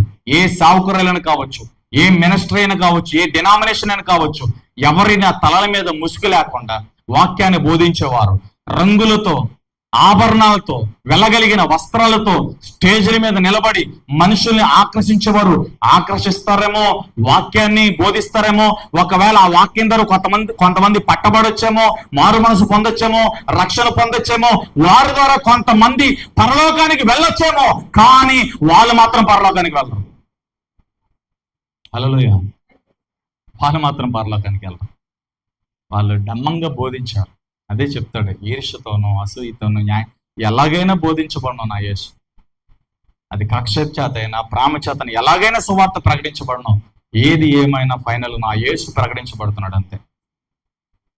హల్లెలూయా. Praise lord. కాబట్టి రంగులు వేసుకునే వాళ్ళు, మేకప్లు వేసుకొని, శిరోధారులు ధరించుకునే వాళ్ళు, వీళ్ళందరూ ఎవరు? యెజబెలు సంబంధులు. దేవుని సంబంధులు న్యాచురల్గా ఉంటారు. దేవునిచ్చిన బ్యూటీతోనే దేవుని మహిమపరుస్తారు. దేవుడిచ్చిన శరీర అవయవాలతో దేవుని మహిమపరుస్తారు.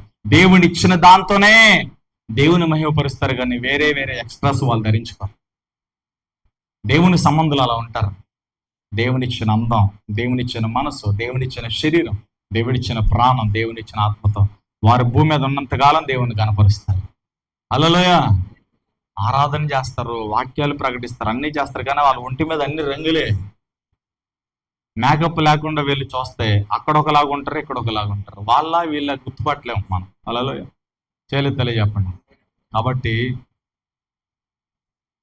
వెంబడించే మనమే జాగ్రత్తగా ఉండాలి, ప్రతిదీ వివేచించాలి. బెరయా సంఘస్థులు వలె ప్రతి వాక్యాన్ని కాచి వడపోయాలి.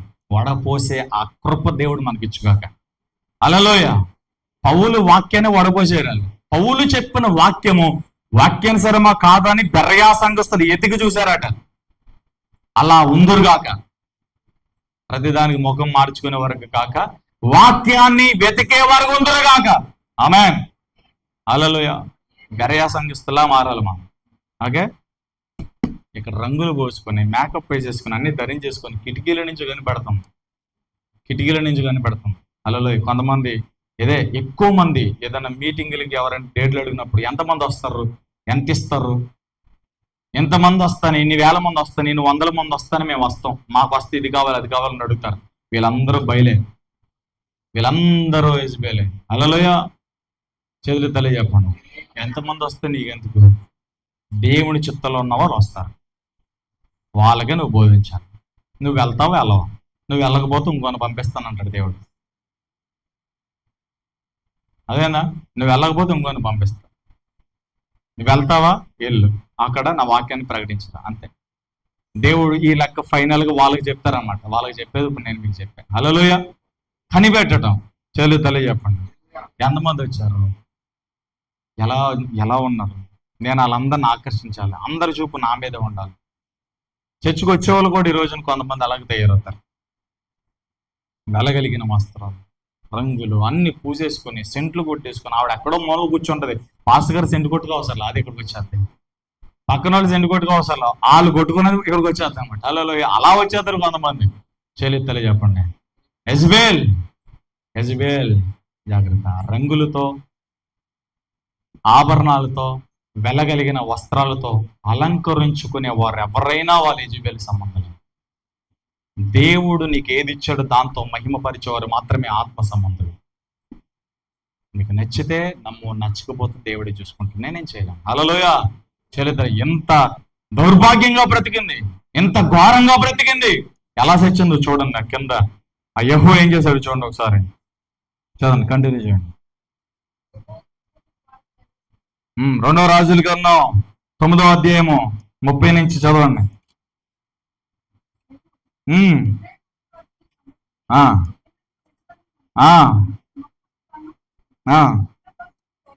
ధరించుకుని 34 నుంచి ఉండే అతడు లోపల ప్రవేశించి అన్నపానములు చేసిన తర్వాత శాపగ్రస్తుడైన రాజు కుమార్తె ఏదేది చదివేది కరెక్టేనా కాదు కదా, రాంగ్ చదివారు. 19 వచ్చాను కదా, నేను 9 వచ్చాను. చూడండి చదవండి, ఇది 2వ రాజులు కదా, నేను గాలి కలిపింది పక్కకి.